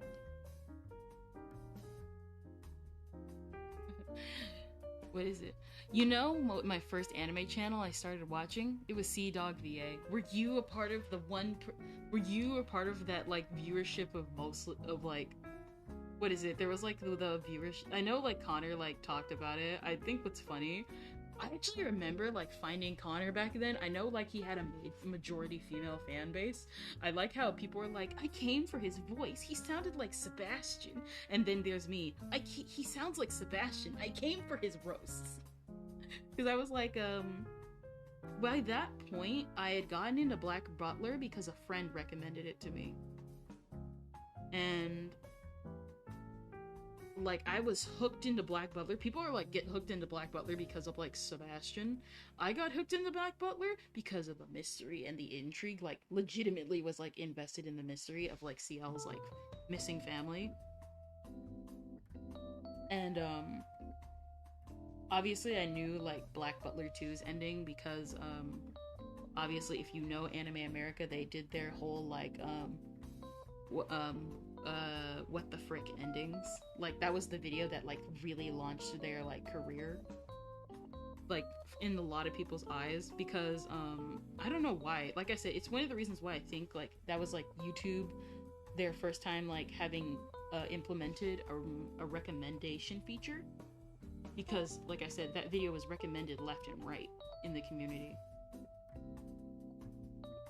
The Black Butler fan calls? Yep. No. Just the, yep. I do remember those. I never really stayed for the fan calls. I just came for the roast. I was like, I only stayed for... Here's the thing. I came on the internet for one thing, and one thing only, and it was to see as many funny things as possible. Like, back then, I stayed for the joke. If it was, like, funny, I would watch it. It's why I watched, I'm almost embarrassed to, like, say the series, Junjo Romantica. I came for the comedy, I stayed for the comedy. I cared nothing about any of the characters' relationships. You're either funny, or I leave. But we're not gonna get into the history of myself, because I don't look too fondly... Well, I wasn't really a yaoi fangirl back then. I never really was into the fangirl type stuff. But, like, Junjo Romantica is, like baby's first yaoi. Junjo Romantica is baby's first yaoi. Back then, for me, I used YouTube for niche doujin music and Toho's videos. Oh yeah, I remember, like... Oh yeah, you know what's actually funny? So I remember a couple of,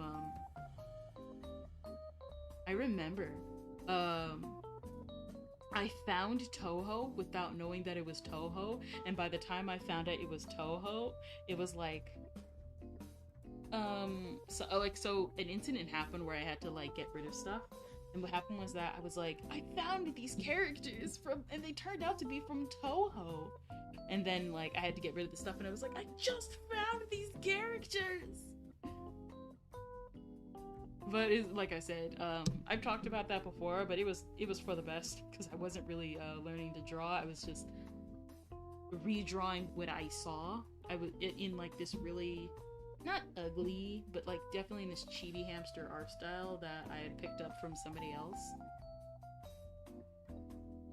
who, in quite honesty, like didn't even really like me, and I didn't realize that until a lot later in life.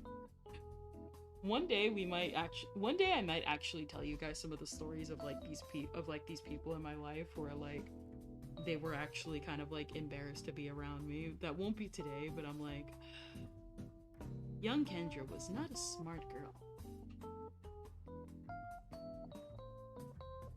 Just be nice to people, chat. Be nice to people. You don't know what they're going through, and quite honestly, they're probably gonna be like me, who's oblivious to all of it all.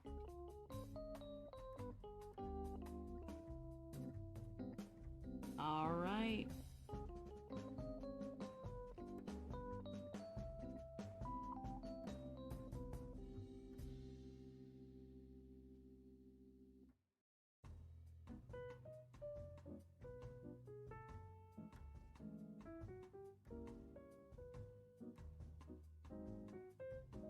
Have you caught up with Shadow's House yet? I actually, I took a break from the manga for a little bit. I haven't, like, touched really any, like, new anything other than I gotta catch up with, Isekai Oji-san, Uncle in Another World. But other than that, I have not touched really anything. I haven't even continued, like, the second, half of Spy Family, and even though I really want to, like, catch up with that. I mean, I know I can read the manga, but you know, the anime. I backed out. Shouldn't have backed out that far.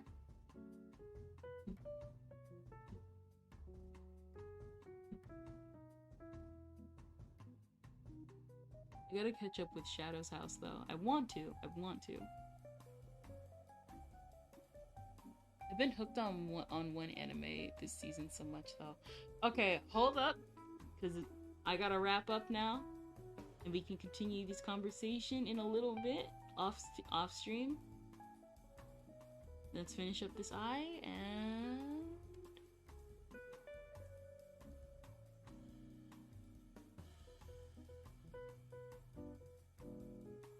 there we go.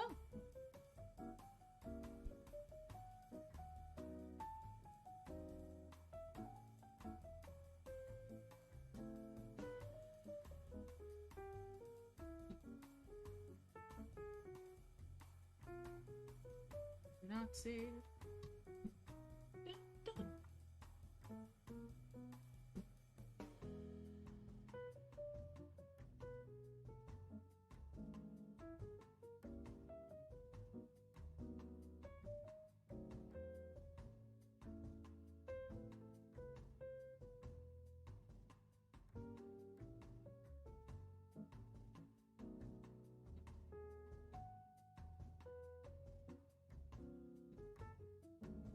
Let's see. Mix this up.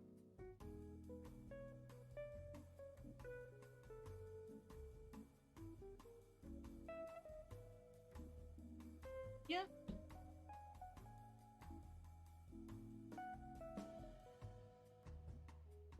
Yeah, there we go.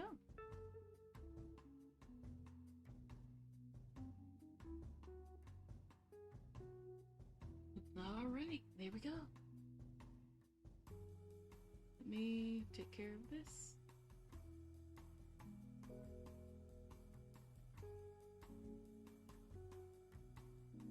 Alright. And then I know I gotta like I know what good and well I gotta like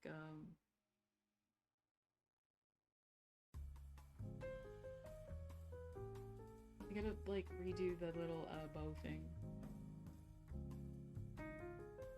Alright.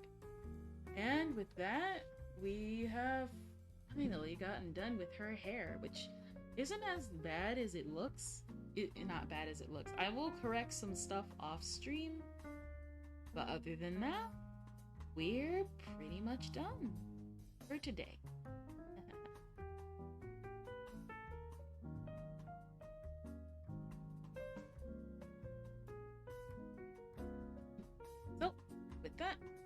shall conclude today's stream, and I shall see thee another time.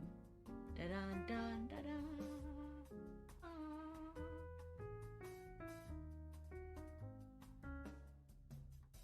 I shall actually no. We shall see. I shall see you tomorrow. Like I said, I tweeted it. I will tweet it again tonight. The final stream for this week will be tomorrow because Friday I will be leaving for a trip, and we shall resume everything again next week, and you know, like normal. So I shall see you guys tomorrow, and then I shall see you guys the week after. So cute. So cute. Na, na, na, na, na. So, who shall we raid? Who shall we raid?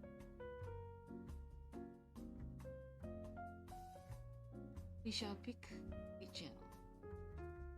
Jen Garfield card?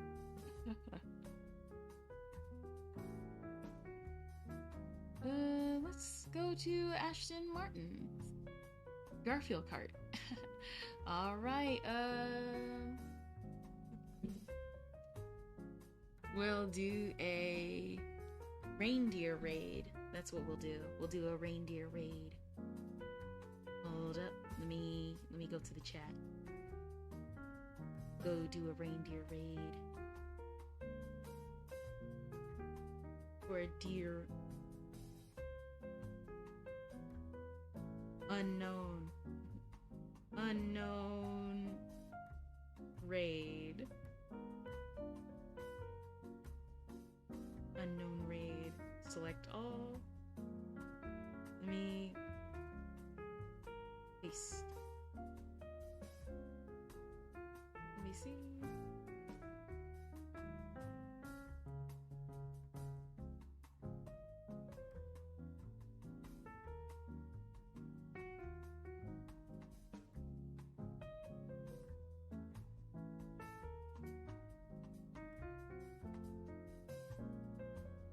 Unknown raid from Kendra. This is the raid message, everybody. This is the raid message. All right. Bye, everybody. Bye. Bye-bye. Wait, huh? 5 of you? When was there 5 of you? When was there 5 of you? I'm actually serious.